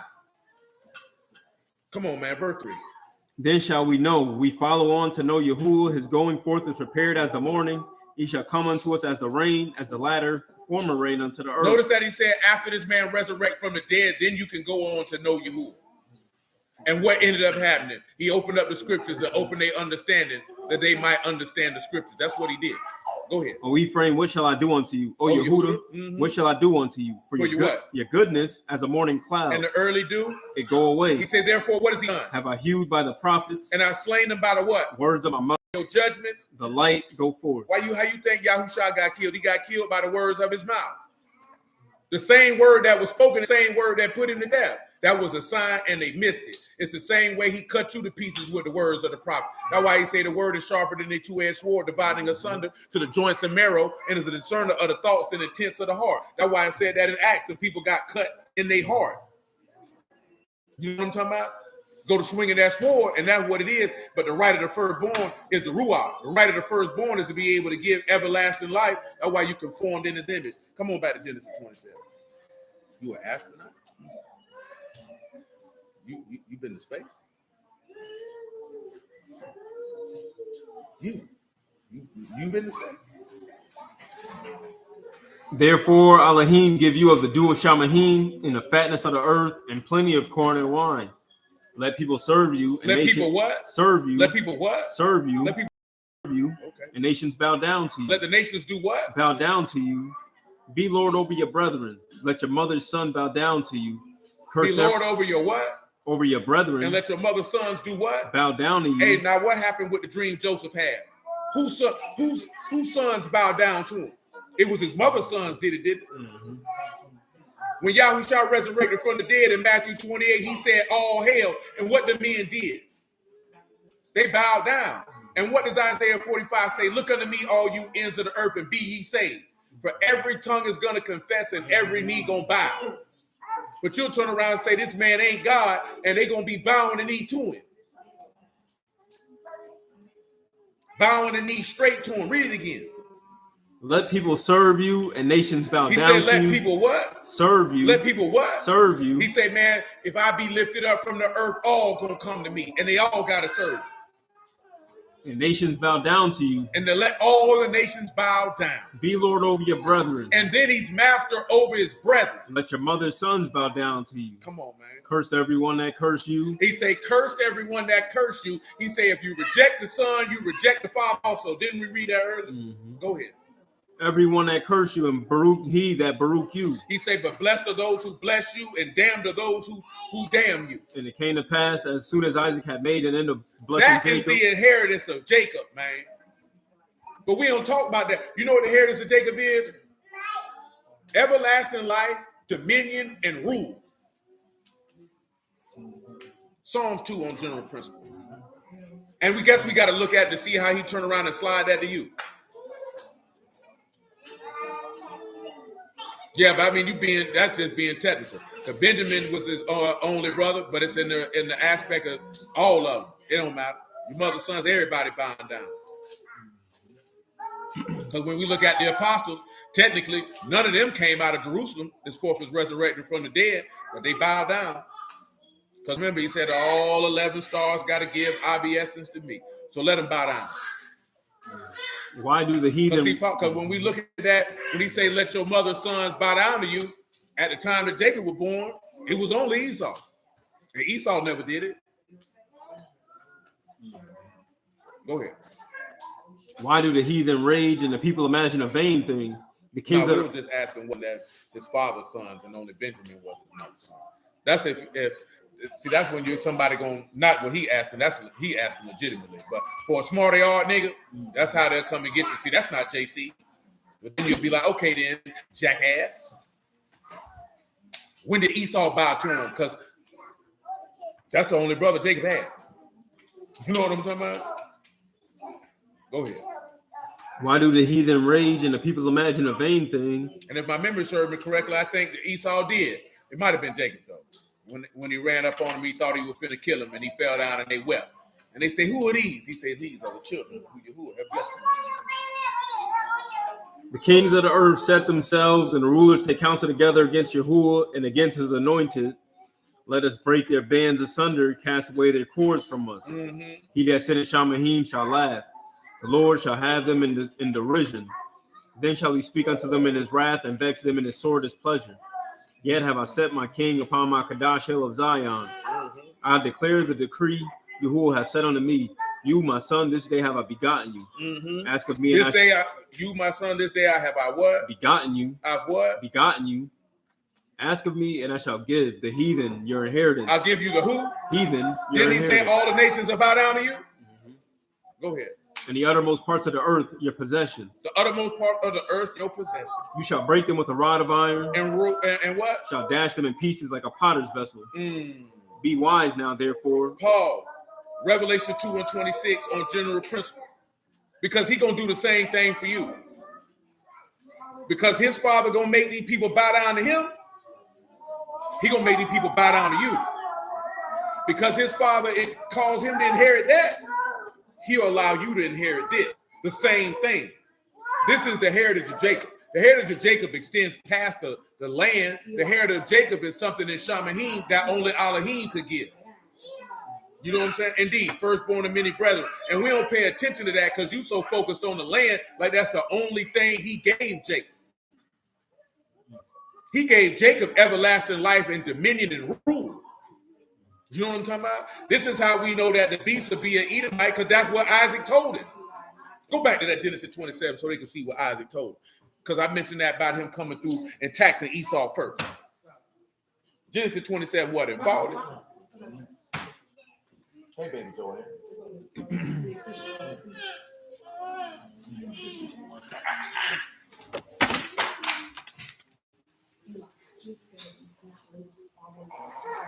Like Adam at the start of the dominion, absolutely. Oh, that's strong of you. Genesis 27:4. And by your sword shall you live. Back it up to 37. And Isaac answered and said unto Esau, behold, I have made him your master. He said he made him your what? Your master. So he let you know Jacob ruled over you. And all his brethren have I given to him for servants. And he's saying all his brethren are given to you for servants. So everybody gonna serve him. And with corn and wine have I sustained him. Now I gave you the covenant and the bread of life is the word. I gave him that too. And what shall I do now unto you, my son? What I'm gonna give you? And Esau said unto his father, have you but one blessing, my father? Baruch me also. Bless me also. Why should I bless you when you rejected the word? O my father. And Esau lifted up his voice and wept. And Isaac his father answered and said unto him, behold, your dwelling shall be fatness of the earth, and of the dew of Shamahim from above. And by your sword shall you live. By your sword, what? Live. And what else? And shall serve your brother. And it shall come to pass when you shall have the dominion, when you shall have the rule, that you shall break his yoke from off your neck. And how is he breaking the yoke from off his neck? Because he gonna make intelligence with everybody who forsake the Kadash covenant. And how is he? Because Yahushua don't rule by a sword, do he rule by the word. He don't rule by a sword. So the only way Esau gonna get compliance is by killing people. You know what I'm talking about? He said when he get dominion. So that means your law tell you that Esau, see, people think America is Esau's dominion. No, sir, we're not talking about that. He gets a chance to sit and rule over the whole earth like Yahushua get. Esau get that amount of time because that's what Yahuwah promised. And in the midst of that, that's why he gonna go buck wild. He gonna blaspheme Elohim. He gonna blaspheme his tabernacle. He gonna blaspheme his name. He gonna seek to destroy the saints. He gonna do all of that. Because you don't understand. We didn't read the passage in there, right? But in Genesis 27, he said he had determined that what would he do to Jacob once Isaac died? Kill him. What did the book say that Esau did in Amos? That he violated the brotherly covenant. Doesn't Ezekiel 35 say Esau has a perpetual hatred for Jacob? You think the hatred is skin tone. He got a hatred for what happened back in Genesis. He mad because he sold his birthright because his God was his belly and he desired earthly things. And he been mad about with Jacob ever since. Then when Jacob got the blessing, he was even more mad. But nobody will want to pay attention to that because you want to get caught up in racism versus the fact that he envies that this man got the rule, power, and authority, which is the same reason why the scribes wanted to kill him. You know what I'm talking about? Same reason. It's not that hard to ascertain. And that's why a lot of people going to go for the beast. Because they already got a problem with Yahuwah. They already don't want to submit to him. So when he come with the sign and wonder of being killed and resurrect from the dead, oh yeah, that's the one. That's why I tell you, man, you got to know that witness, man. All this other stuff these niggas talking about, Boy, this thing life or death, boy, and you better know the sign, and the sign is Yahushua, boy. The sign is the word. Like how he was our father, and we know he became the Satan, which is the elder, and we Jacob. It's the same thing. It's envy in him, and he just go through you because he can't get to him. Because remember, he said, "He that despiseth not man." Yeah, no, I was just looking at the whole. No, I know what I'm talking about, but see, Satan's issue ain't really with you. Though you in the image of your Abba, his issue ain't with you. His issue is with the man he can't whoop. Because remember what the unclean spirit said, you come to torment us before the time. They already know taking the L. So the best thing I can do is let me torment his children because I can't get to him. I can't fade him. I can't whoop him. I can't do nothing. So let me, when I say torment his children, I mean let me take them through some manner of persecution and affliction. Because if you ain't born of the word, you don't belong to him no way. So you already his. See, we don't like to hear all that stuff because a defined line needs to be drawn, because when them days come, that these signs and wonders get worked, there's not going to be no middle ground. I need to tell you, man, when this whole nigga get killed and raised from the dead, ain't going to be no arguing, no doctrine in. You're going to have to choose Yahuwah or the devil. That's it. It ain't going to be no, are we the Israelites? Is Joseph the daddy? Is there a Trinity? Ain't going to be none of that. Boy, that's not the Lord. Or you be like, oh, that's God. That's it. That's what it's going to come down to. That's what it's going to come down to. You either believe in Yahuwah or you're going to follow the devil. All that other stuff you down here talking about, man, that junk ain't going to happen in that day. I promise you that. It's always only been two choices. And people not ready to make that choice. And ain't nobody preparing them so they don't make the wrong choice. Because let's just be honest, right? None of us seen Yahushua get crucified. And none of us seen him resurrect from the dead. Now just imagine, right? Everybody been hearing the story their entire life about a man who died and rose from the dead. And then they see somebody do it with their own two eyes. And then after he do it, he get a man to bring signs and wonders down from heaven and tell you, yeah, man, that's God. Make an idol to him. Oh, yeah, they jumping down. If you don't know the gospel of Yahushua, you jumping down with that. And when you sit back and you look at that from a natural aspect, could you blame him? If you're a carnal-minded person, if you look at this from a carnal-minded person and they saw that, could you not understand how they would be deceived by that? Because he's mirroring the word. And you don't really know the word like that. That's why he say, Kadash Abba, the world has not known you. If you don't know this man, you will be deceived. You know what I'm talking about? There's no ifs, ands, or buts about it. It's the same way I told you. If you know somebody, can't nobody lie on that person to you. You know what I'm saying? Nobody couldn't come to you and say, yeah, man, I seen Civic at a strip club. Civic ain't never been in a strip club. You're not going to believe that just because. See, you know what some people do?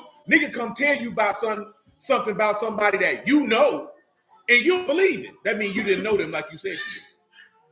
What did he say to Thomas? He said, man, how long I've been with you, Philip, and you ain't known me? I've been with you all this time and you don't know me, man.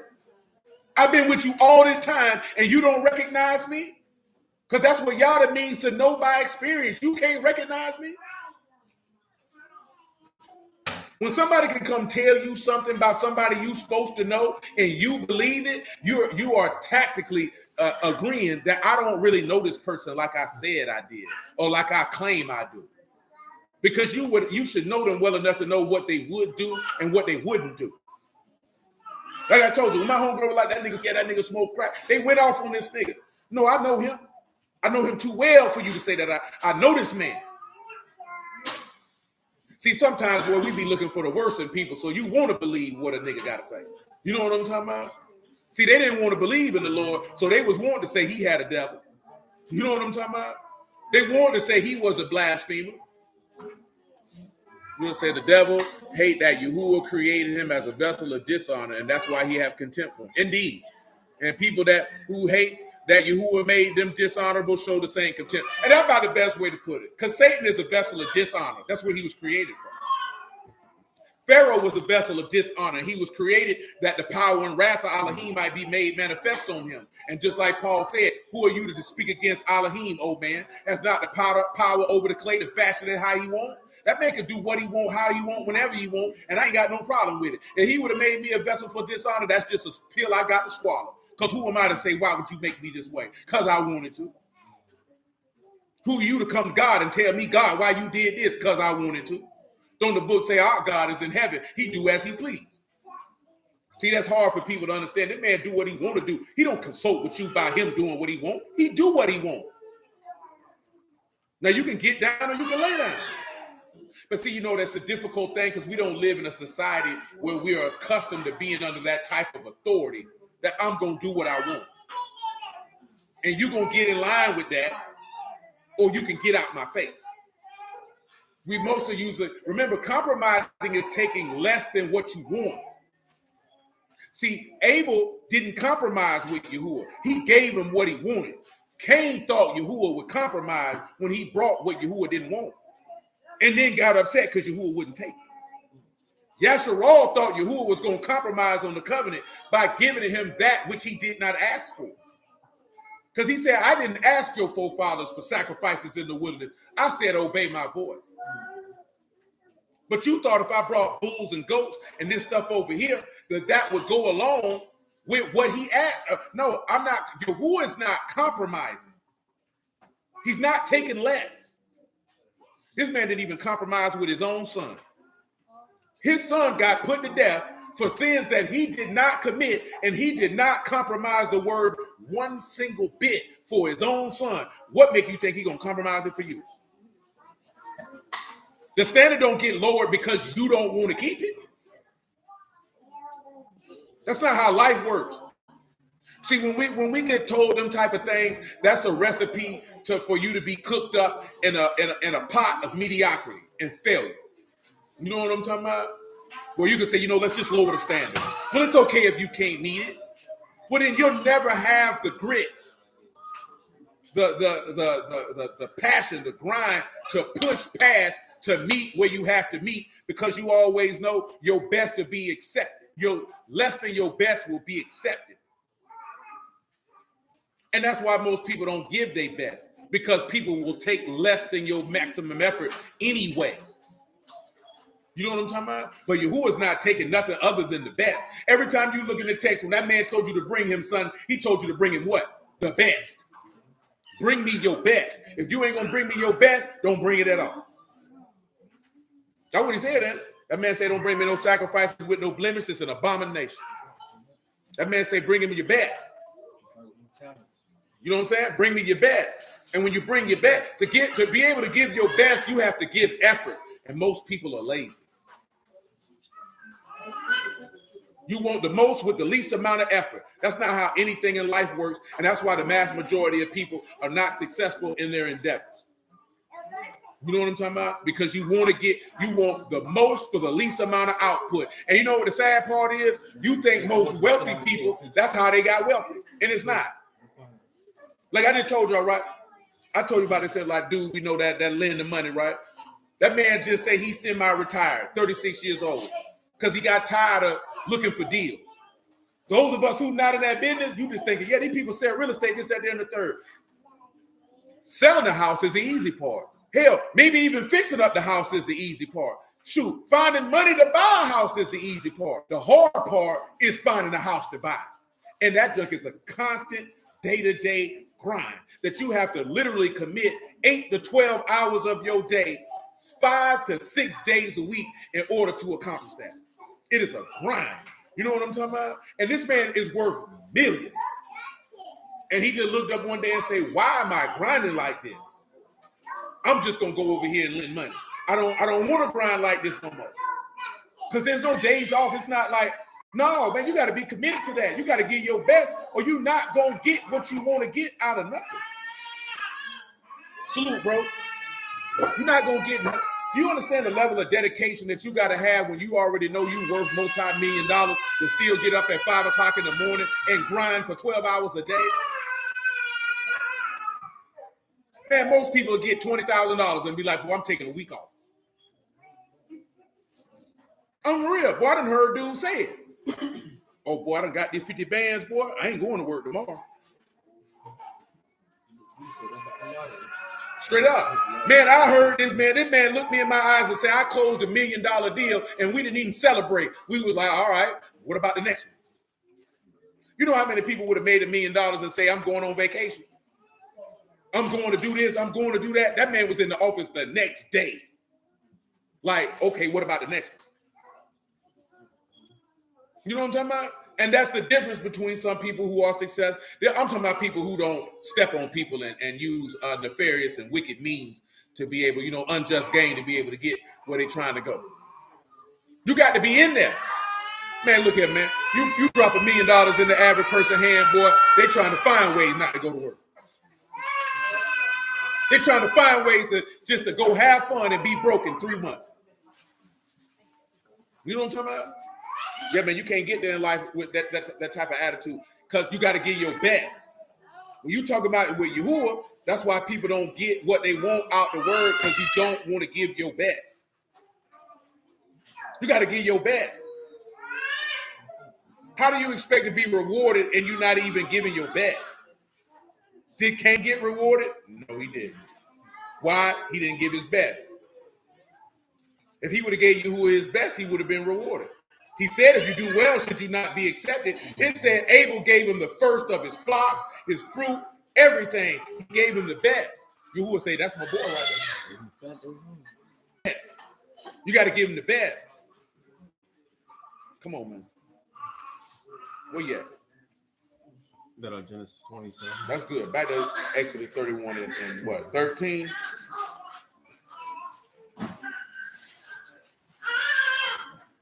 Speak you also unto the children of Yasharal, saying, truly my Shabbat shall you keep, for a sign between me and you throughout your generations. He said this is a sign. When he say generations, that means period of time, not generations as forth as bloodline. Periods of time. Make sure it's door. That's periods of time. Remember, it's 2 different words for generations. Generation just don't mean bloodline. It means period of time. That means from each period of time or each dispensation of time that this is a wonder or a miracle or a remembrance that the house of Yasharal is supposed to do. Continue. That you may know that I, Yahuwah, that do sanctify you. So you would know by this sign that he's the one who set you apart. Go ahead. You shall keep the Shabbat, therefore, for Kadash unto you. Everyone that defile it shall surely be put to death. Put to death. For whosoever do work therein, that soul shall be cut off from among his people. You know what that work is? Your own works. Didn't he say you should cease from your own works like Elohim did from his? A lot of people want to come into Yahuwah and still do what you want to do. You can't serve Yahuwah and you got your own plan. You can't serve Yahuwah and you got your own will. You can't tell him how you gonna serve him. You serve him how he tell you to serve him. Go ahead. Wherefore the children of Yasharal shall keep the Shabbat, to observe the Shabbat throughout their generations, a perpetual covenant. It is a sign between me and the children of Yasharal forever. For 6 days Yahuwah made Shamahim and earth, and on the 7th day he rested and was refreshed. He was what? Refreshed. He was what? Refreshed. Now go ahead and tell him what refresh means, man. Y'all should remember. But if you don't, it'll come back to mind. Nafash. To take breath, to refresh oneself. To take what? To take breath. To take what? Take breath, to now, refresh oneself. Now let's go to John 5 and 16.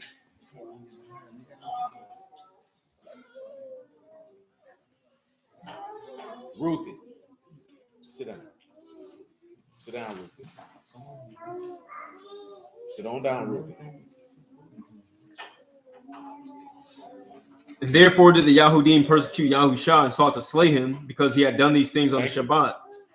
But Yahusha answered them, my Abba worked here too, and I work. Mm-hmm. Therefore the Yahudim sought the more to kill him, because he not only had broken the Shabbat, but said also that Elohim was his Abba, making himself equal with Elohim. Mm-hmm. Then answered Yahusha and said unto them, truly, truly, I say unto you, the Son of Man can do nothing of himself, but what he see the Abba do.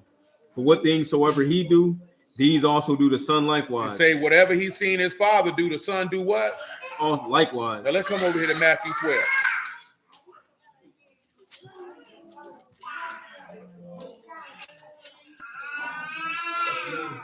I want to make sure that's what I want. There it is. Matthew 12, man. You can start at verse 1. Let's start. At that time, Yahushua went on the Shabbat through the corn, and his disciples were hungry and began to pluck the ears of corn and to eat. But when the Pharisees saw, they said unto him, Behold, your disciples do that which is not lawful to do upon the Shabbat. He said unto them, Have you not read what David did when he was hungry, and they that were with him, how he entered into the house of Elohim, and did eat the shewbread, which was not lawful for him to eat, neither for them which were with him, but only for the priests? or have you read? In the Not law, read. in the law, how that on the Shabbat days the priests in the temple profane this Shabbat and are blameless, I say unto you. that in this place one greater than the temple. See, like you see how did he say it's one that's what? Greater than the temple. Remember how we read in Ezekiel earlier when he said he made you some sanctuary? Yahushua greater than the temple. Matter of fact, get Jeremiah 7, man, because you know our people like to talk about that temple a lot. Jeremiah 7:1. Listen to that. The word that came to Jeremiah from Yahuwah, saying, Stand in the gate of Yahuwah's house, proclaim there this word, and say, Hear the word of Yahuwah, Hear the word of who? of Yahuwah, What up? all Yehuda that enter in these gates to worship Yahuwah. You want to come into the house to worship Yahuwah? Listen to this. Thus saith Yahuwah of hosts, Elohim Yasharal, amend your ways and your doings. Do what? Amend your ways and your doings. Do what? Amend your ways and your doings. And what else? I will cause you to dwell in this place. Go ahead. Trust you not in lying words. Don't trust saying, in lying words. The temple of Yahuwah. He say, don't trust in these words, the temple of Yahuwah. The temple of Yahuwah. The temple of Yahuwah is what? These. What are those things? For if you truly amend your ways and your doings. So the temple of Yahuwah is to repent. Tell them what amend your ways is.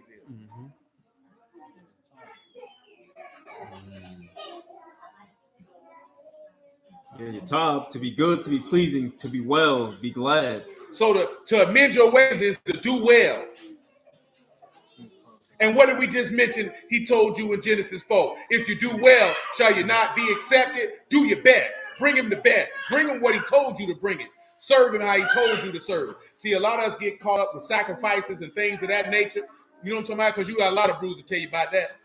That man don't care nothing about that. That man don't care nothing about that. That man don't care nothing about no sacrificing, man. I'm here to tell you. That man do not care about nobody sacrificing no bulls and goats.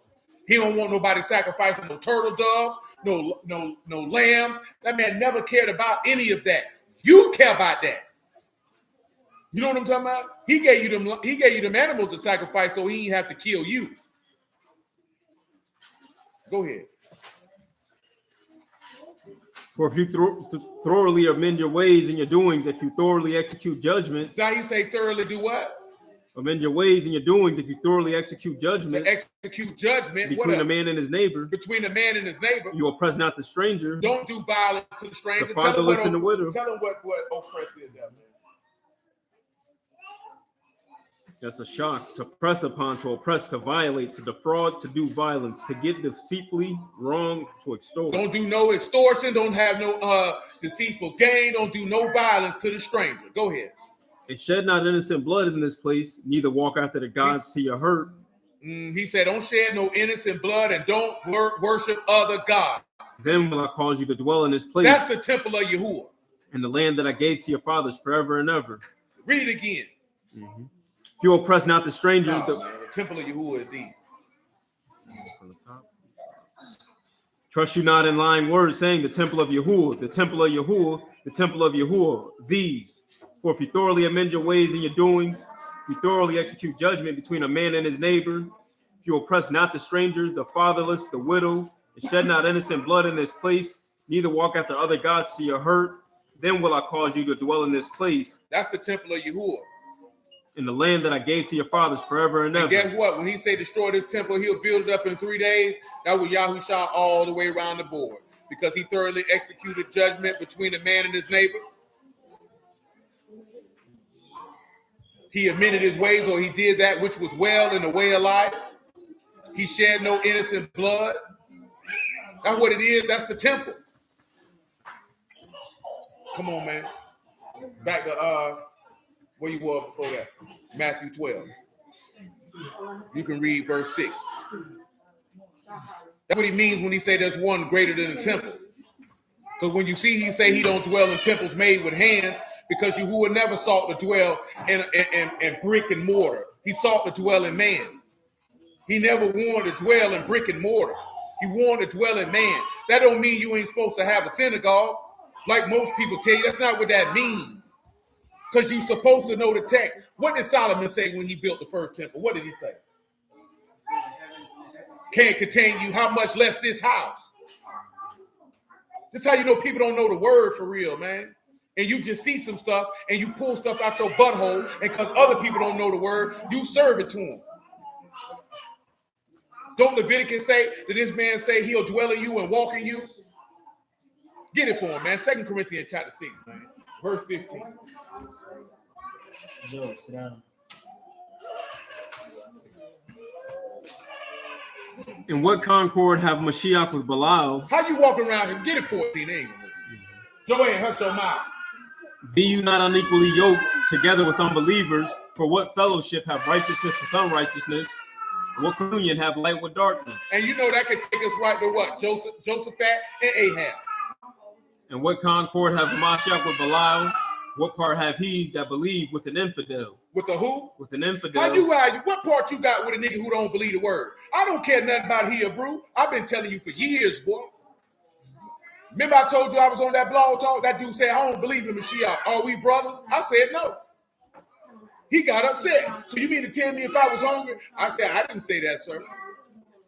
I said, you ain't brothers with everybody you meet, but I bet you done gave food to a homeless man. You didn't look at him as a brother, but you still had mercy on him. I said, well, you my kinsman according to the flesh.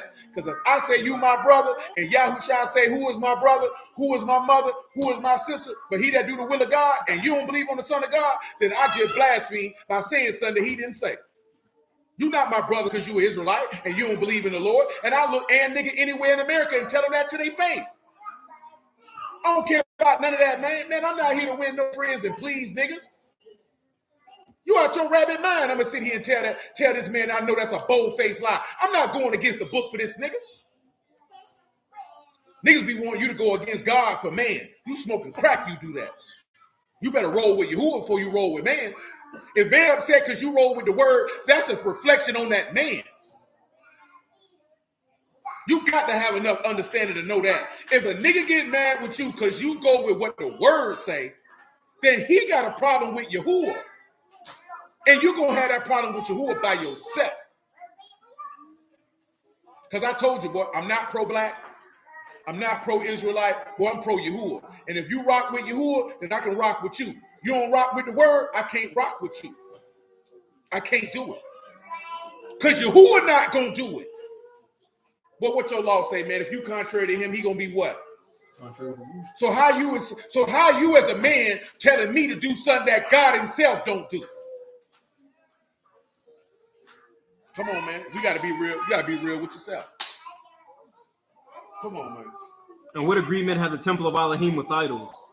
For you are the temple of the living Elohim, as Elohim have said, I will dwell in them and walk in, and I will be their Elohim, and they shall be my people. He said, I will dwell in them and walk in. Because he always sought to dwell in you. He never sought to dwell in a building. Come over here now, boom. It's another passage just came to my mind. Read that verse 6 of Matthew 12. I'll see if y'all can pick it up.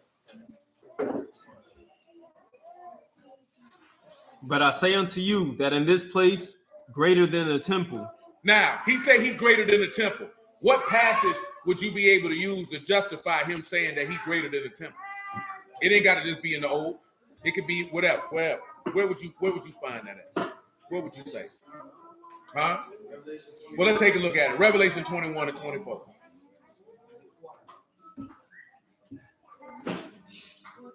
And the nations of them which are saved shall walk in the light of it, and the kings of the earth do bring their esteem and honor into it. Give me 20.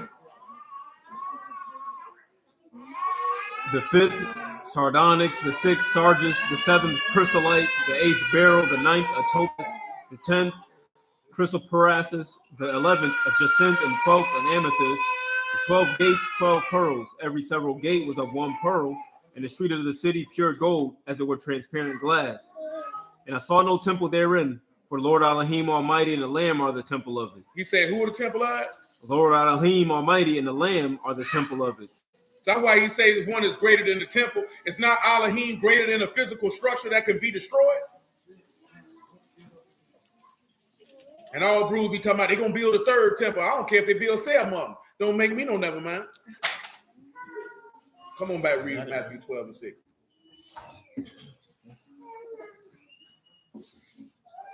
But I say unto you that in this place is greater than the temple. But if you had known what this mean, I will have mercy and not sacrifice, you would not have condemned the guiltless. For the Son of Man is Lord even of the Shabbat. He the Lord even of the what? Shabbat. Let's take a look at another one. He's the master of the Sabbath. Let's look at the other one. Hold on, let me see. That ain't what I want. That ain't what I want. Hold on. Sit down, Muffineer.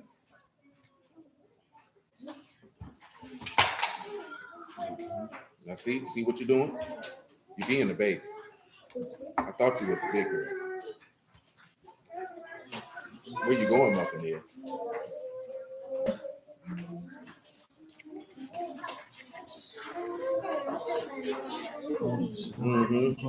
That ain't what I want. That ain't what I want. Eugene, you acting like a baby. I thought you was. Come on, Mark chapter 2. That's what I want. You can just go straight to 25 when we get to what we want. Matter of fact, before you do that,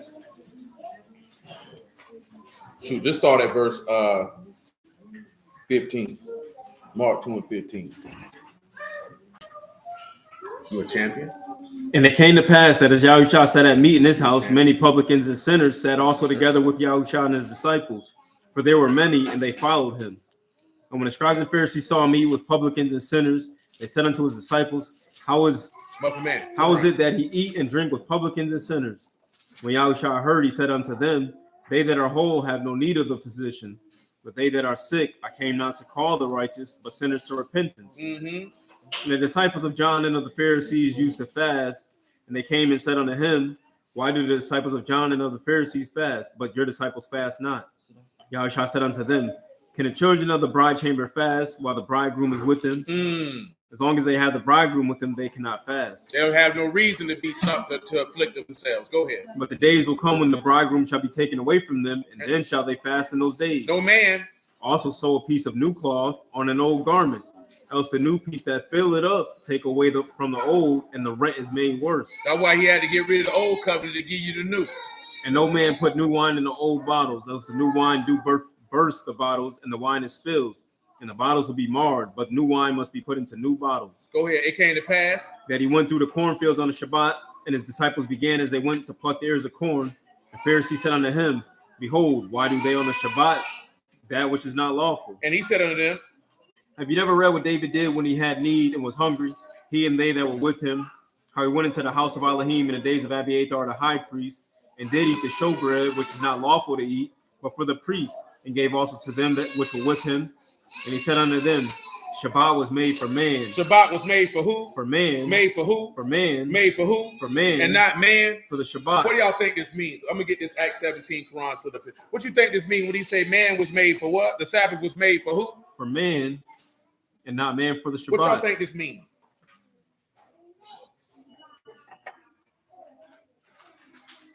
Y'all got any idea what? Smoky. That's oud right there. That's oud. Might be Cambodian oud. Indian oud. You don't know nothing about no oud. Oud satin mood. I got one called. It's phenomenal. It would probably be even more phenomenal if it got cold here. You looking for a scriptural answer or just a general? Shoot, I'm looking for an answer. That man says that the Sabbath was made for man. Now you should already have an inkling into this because you've been reading Exodus 31. Now let's go back to the beginning. Let's go back to Genesis 2 and 1. Let's go back to the beginning. Thus shall Mahim and the earth were finished, and all the hosts of them, and on the seventh day Elohim ended his Heaven work. and earth was finished. That's what it said. Mm-hmm. That means the word was done. And all the hosts of them. And the whole army. And on the seventh day Elohim ended his work which he had made, and he rested on the seventh day from all his work. Tell him what work and rest it is, man.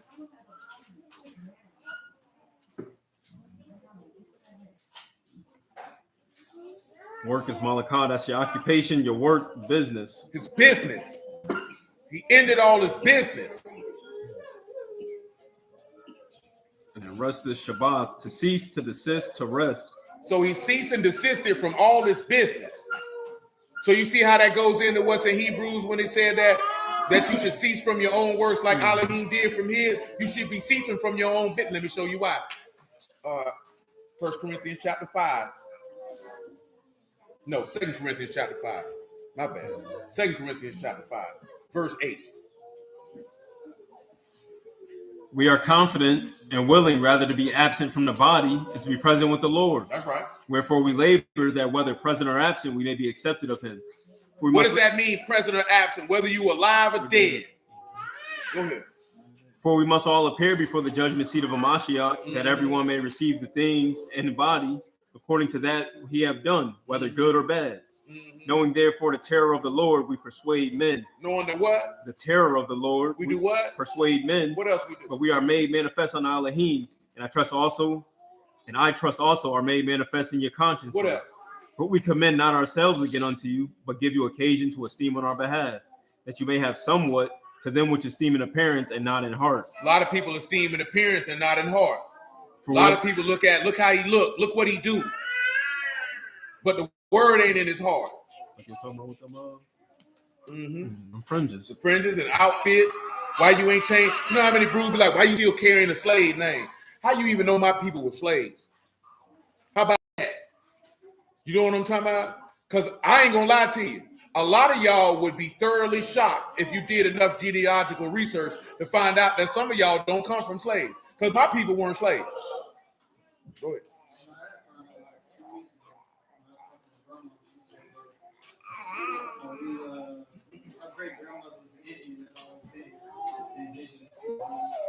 My people wasn't indigenous, but they weren't slaves though. You know what I'm talking about? I mean, it's a lot more people, contrary to popular belief. It was a lot of niggas already over here. You know what I'm talking about? It was a lot of niggas already over here. Like this just wasn't no empty land and there wasn't nobody over here. It was a lot of people already over here. How they got over here, that's a different conversation for another day. Yes, Tavon, you know what I'm talking about? But I'm saying we did it. My people were living in Europe free. They ain't come over here like that. You know what I'm talking about? They ain't come over here like that. See, that's just the narrative. But when you kind of strip it, that's not to say that our people weren't captive as far as chattel slavery is concerned, but not as many people came over here on slave ships and was how the narrative put, all of us ain't come over here like that. Yeah, you know. Yeah. And came through here. That's not to say like this here, man, but a lot of at least on my daddy's side, on my granddaddy's side, boy, and might even on my daddy's side, boy, a lot of them ain't come over here like that. You know what I'm talking about? And people don't be realizing that. So some people are like, well, if you ain't come on the slave ship, you ain't a Hebrew. That's what people like to say. That's not what that man said. That man never said that. You know what I'm talking about? You came over here with ships, and you just took that. You ain't come over here with a slave ship. You ain't Israelite. You stupid. Because everybody didn't come over here like that. Doesn't mean you didn't end up like that. You didn't come over. People didn't forget. They'll scream about the Dark Ages. The Dark Ages was before the transatlantic slave trade. And that wasn't nothing but Hebrews. That wasn't Africans up in Europe during the Dark Ages. They were Hebrews being niggas. Because they were not serving Yahuwah during that time. They was evil as the day is long. And when you was in Africa, you was not serving Yahuwah at that time. You was evil as the day is long. You know what I'm talking about? All us wasn't in Africa, and all us ain't come over here from no slave ship in Africa. That's one of the biggest misconceptions in human history. Well, you was all over the place. You know what I'm talking about? And some of you migrated over here. Shoot, a lot of niggas be upset if they was to do reparations. You'll be finding out you'll be paying because your people own slaves. Because we talk about that, but it's in the book. Bruce owned slaves. He told you not to enslave your own people. You know what I'm talking about? They say King James was a brew. Yeah, that's what they say. I don't know what it was. They like to say he was homosexual as if they seen the hot dog in his bun.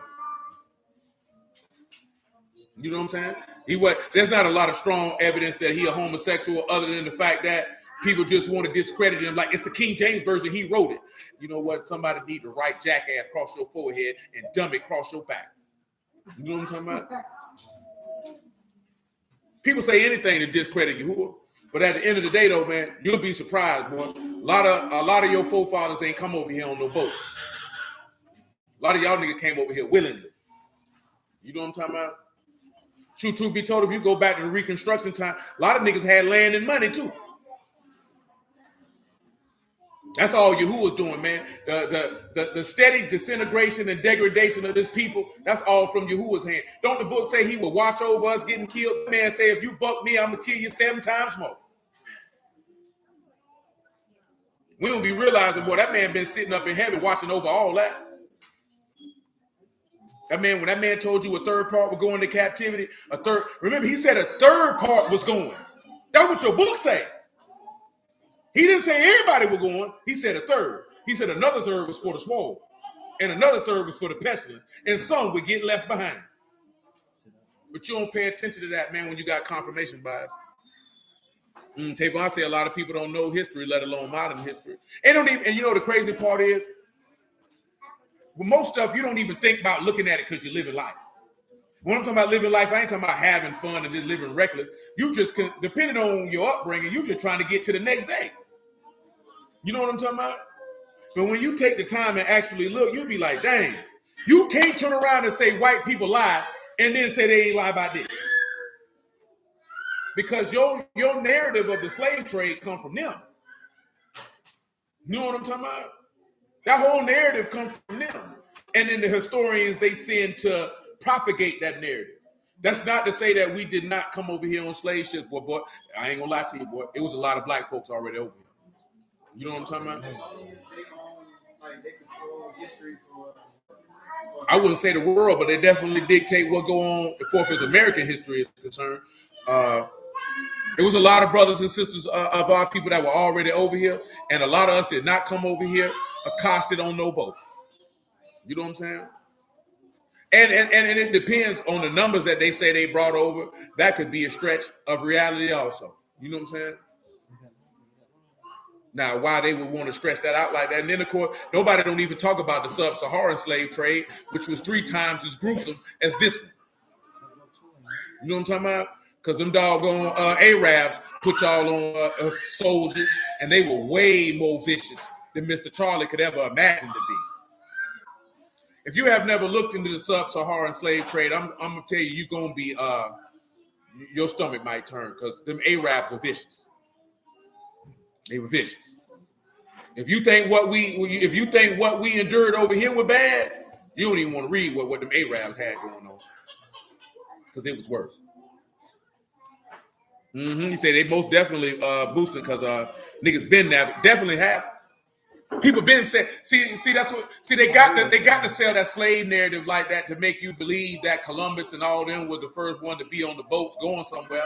But then they'll turn around and tell you that Leif Erikson and all these doggone Vikings was sailing in ships before them.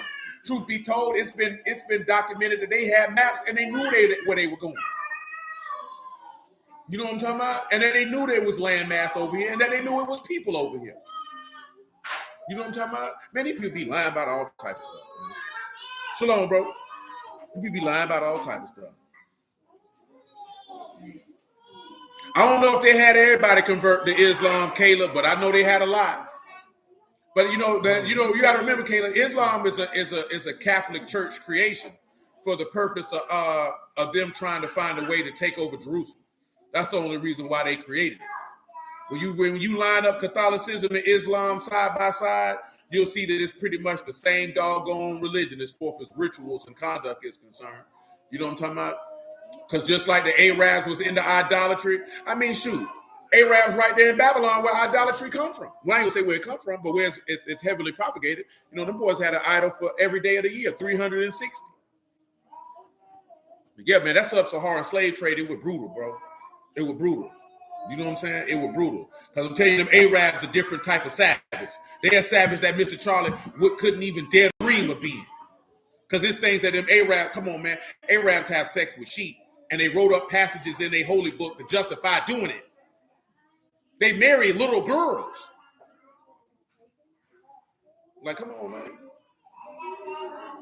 They books say you can marry a young girl, man. You can go ahead and get them at 7. Say if a woman ain't around, you can have sex with a sheep, ain't no problem. Yahuwah say you have sex with an animal, kill you and the animal. Could you imagine somebody done laid with that animal and they try to sell it to you? I'm gonna kill that nigga. You know what I'm talking about? Well, you know this nasty bastard back there done hit this goat. How you trying to sell me this goat? You know I was finna make some stew with it. You know what I'm talking about? Straight up. You know I was finna make some stew with this, man. This man done put his semen in this goat. I don't want this goat. That's a different type of curry. You know what I'm talking about? That's a different type of curry.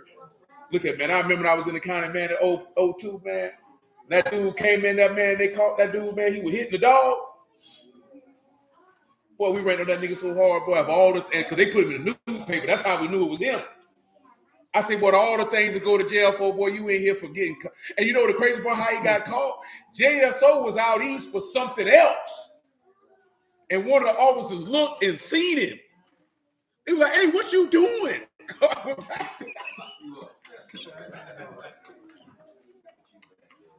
That's the crazy part. You went to jail, they wasn't even looking for you.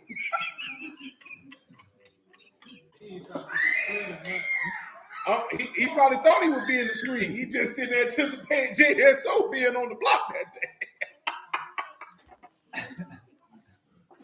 Oh man, that just reminded me of all the jokes that we threw out. Definitely what the Lord's doing. Definitely what the Lord's doing. You done did that dog dirty. That dog is traumatized, man. He ain't the same. He's a straight dog.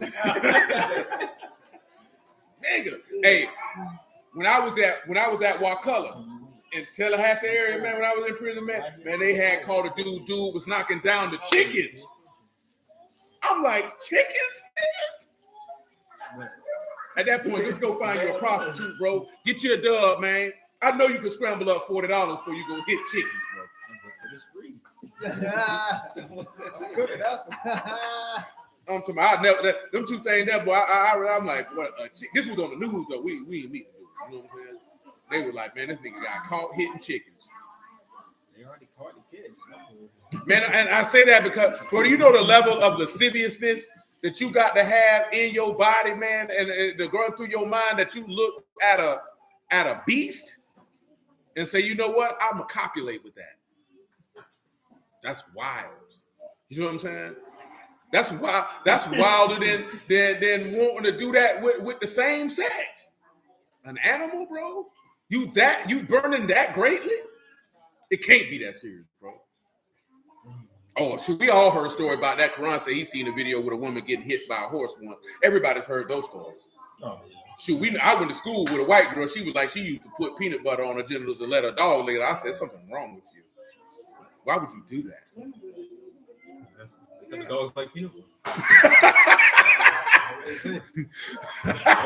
You know what's crazy? I seen a sister talking about this the other day, man. It's brews that'll post stuff that's vile just to say, I don't agree with this. Yeah, you do.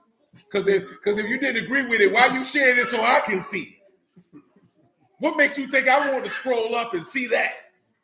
To hear you go on a rant. Well, you save that in your phone, boy. You look at that when nobody's around. We know.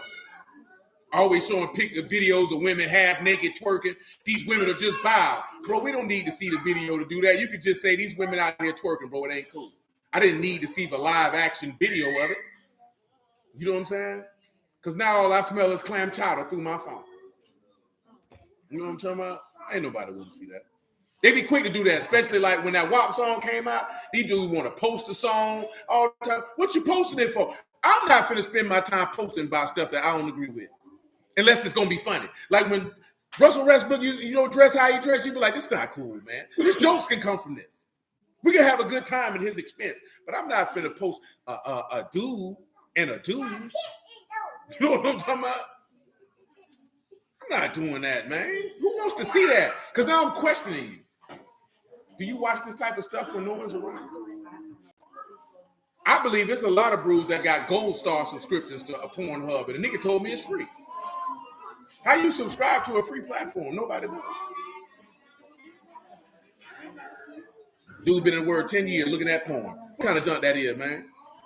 Get your old lady, bro. Get you some money. If you got time to watch porn, that means you ain't getting no money, man. You need to work some more. You need to go find something else to do.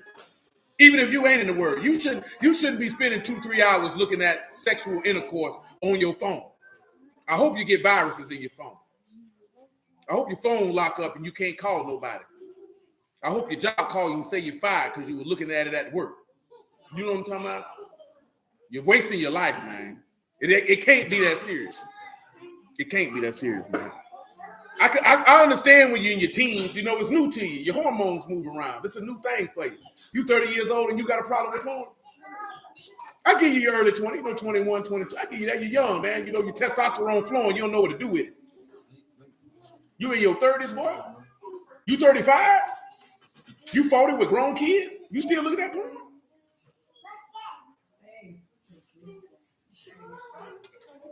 No, that junk ain't cool. Come on, man. When we turn around and we look at what does he mean that the Sabbath was made for man, get that Acts 17:24 Quran put up there. Yeah, Acts 17-24. Elohim that made the world and all things therein, seeing that he is master of Shamahim and earth, dwell not in temples made with hands. Neither is worship with men's hands, as though he needed anything, seeing he give to all life and breath and all things. He give everybody life. And have made of one blood all nations of men for to dwell on the face of the earth, and have Stop at 29. That's what he put up.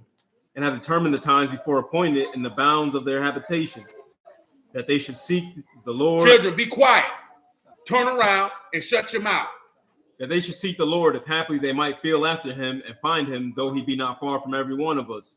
For in him we live and move and have our being, as certain also of your own people poets have said, for we are also his offspring. For as much then as we are the offspring of Elohim, we ought not to think that the Elohim head is like unto gold or silver or stone, graven by art and man's device. Indeed. So you look at when he say that the Sabbath was made for man. The Sabbath is for man to cease from his business. What did he say again? The Sabbath was made for man, not man for the Sabbath. Man was not made. The Sabbath was not. When he say man was not made for the Sabbath, man needed to cease from his own occupation, his own business. That's what that Isaiah 58 is talking about. Your own occupation and business is the things that you take pleasure and delight in. So when he tell you that this is a sign and that he made the Sabbath for man, and he said that on the seventh day, it said Yahuwah ceased from his works and he was what? Refreshed, brought back breath. That takes us back to what we were talking about last night. What did he do to Adam? He breathed in and he became a what? Living soul. Then he came with his apostles and then he did what? He breathed on them. Because where there's no breath, there is no life. That's why I told you, the people ain't cloning nobody. The people ain't cloning nobody. They ain't got the breath of life. That's the one thing they ain't got. They could drain all the blood out somebody's body and pump it in the body, and it still wouldn't matter. You know what I'm saying? Because the life is in the blood, but the blood don't keep you alive. Because your blood could be good, and ain't no breath in your lungs, and you done. You know what I'm talking about? But you know, people want to, you know, that they cloned the lamb back in the day. Y'all remember that? They cloned Dolly the lamb. Yeah, back in the day, man, I think Bill Clinton was still president. They rolled out a lamb and said they cloned it. And niggas believed them. People looking crazy right now talking about, man, they tell there's aliens and ain't nobody paying attention. Now listen, right? If you're dealing with the word, it's only a twofold thing. You either believe that if you believe they're aliens, then you got to believe they went to outer space. You can't say you don't believe that people been to space and then say you believe in aliens. You can't say it's a flat earth in a dome and then say you believe in aliens. Because either them aliens is the Malachim or them people lying. You know what I'm talking about? See, this is not either or, because Yahuwah ain't told you nothing about no aliens. So I wouldn't, guess what? These people bold enough to fake an alien invasion just for you to get down on what they got going on. Just because they done made enough movies and all this stuff for you and you ready for it. Because you believe everything Hollywood tell you. You know what I'm talking about? Hollywood don't do nothing but promote spiritual fornication. You know what I'm saying? Degradation and damnation. That's all they do. They sell you dreams and fallacies. And because you want to believe that the world is a fantastic lie and there's so many things that we don't know, and you got to go down the rabbit hole, and that's your problem. You're going in the holes, the wrong holes. You looking for something that don't exist, and that make you easy to be deceived when you could just stick with the rock. You could just stick with Yahuwah. What did Yahuwah say? Yahuwah ain't told you nothing about aliens. What niggas always talking about World War III coming? Yahuwah never told you about a World War III. He never told you about it. That man never said that one time. What you call World War III is when they come to fight Yahuwah. That's World War III. Ain't no World War III coming. You know what he would say? Albert Pike of the Freemasons. He said in his book that who cares what Albert Pike say? Albert Pike in the grave. Albert Pike was a faggot. If that nigga reached that level of masonry that he reached, that man been with a man before. Why you gonna trust a nigga who go into a room with no windows? Why we put more trust in the words of the wicked than the words of Yahuwah? I don't care nothing about what Albert Pike said. What did Yahuwah say? I don't care what no movie man wrote. Man, they clone Tyrone came out, niggas went crazy. They ain't even realize when they talking about they clone Tyrone, they cloned you through a culture and a mentality that they sold you. That no matter where you go, this is how you gonna act, even though you ain't never been here before. You talking about that if you go to any ghetto in New York, you go to any ghetto in Florida, you go to one in Chicago, you go to one in LA, you go to one in Texas, and niggas gonna be the same. The vernacular might be different, the haircuts might be different, they might dress different, but they got the same mind because they sold you the same crap. That's all it is. That's what that movie was about. Not that they cloning human beings, but they cloned the mentality. Nigga, they can't clone human beings. When you look, if you seen when they cloned Tyrone, that nigga just woke up. Where did the breath come from? Niggas not even smart enough to pause and ask themselves, where did he get the breath of life from? You think because they put a nigga in a cryo chamber, that means he alive? He still need the breath of life, and you can't get that without Yahuwah. Give esteem to who esteem is due, and stop giving the man. That man, read that Isaiah 42:8. This is what niggas doing. You're going to hell if you don't stop. Isaiah 42:8. Listen to it. I, Yahuwah, that my name and my esteem will I not give to another. My esteem, I won't do what? Give to another. My esteem, I won't do what? Give to another. So when you say somebody got the power to clone, that means they got the power to give life. You just gave the esteem of Yahuwah to another. Neither my praise to graven images. Come on now. Behold the former That's things. good. That man said, I ain't giving my praise to no idols either. When you say them people can make life, you just gave the esteem of Yahuwah to a man. That's blasphemy, boy. How we know that? Because he said he was refreshed. He took breath. Where there is no breath, there is no life. And Yahuwah is life. That's what you got to understand and know. But we'll stop right there for now, man. We ain't even get to no bond stuff. But it's all good. Hallelujah for y'all. I'm trying to work, man. It's 5:45. Children, just because I stopped, don't get your stinking behind up. Don't get up. That is not licensed for you to get up. Well, you ain't gonna live to see tomorrow. You keep playing with me, bro. I'm gonna put you in the Cobra clutch. That's what I'm gonna do.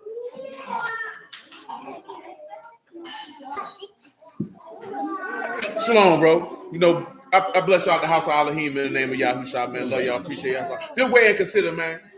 You know, it's a lot of things. It's a lot of things that be cycling through. Y'all willing, man, we'll get back on that road because we started it about them signs in Egypt and how they correlated to the signs during the time of the Mashiach and how they point to your freedom from bondage, not the bondage of man, but the bondage of sin. You know what I'm talking about? And the greater underlying message that was being conveyed from your exit in Egypt. You know what I'm talking about? And the fact that people needed signs to believe. Like, shalom, bro. You know what I'm saying? You Hebrew, like we read that John 4:48. He said, man, unless you see signs and wonders, man, you will not believe. Shalom, brother Francis. A lot of people won't believe unless they see something miraculous. The word ain't enough. The word ain't enough. Man, you know, this word is simple, man. Shalom, bro. This word is simple, man. It's very simple to execute. Man overcomplicated by throwing in his thoughts, his perspectives, and all the other stuff that man like to spice up on things, man, instead of just keeping it simple, which is loving Yahuwah with all your heart, mind, and soul, man. Oh, Yahuwah Baruch, bro. So, yeah, man, this way I consider that, man. Remember, man, the 5th, Trumpet's money is due on September the 5th, $125 for families, $85 for singles. September 29th for tabernacles is due, $250 for families, $150 for singles, man. who are willing for those who gonna be making their way for it. Y'all willing to get here safely? You know what I'm talking about? But we gonna make it do what it do. Have a good time and gonna get this work. You know what I'm talking about? We still got to sit down, man, and link up with the people we need to link up with, man, to be able to y'all willing to pull off this this event that we desire to do. If it be Yahuwah's will, we'll be able to pull that off. You know, he knows. But either way it goes. Let Abba and Shamahim be esteemed forever in the name of Yahushua. Y'all stay strong in the faith, man. Hold fast to the word, man. And search that book out, man. Make sure you understand and know your Elohim. You know what I'm talking about? So that you can save your soul.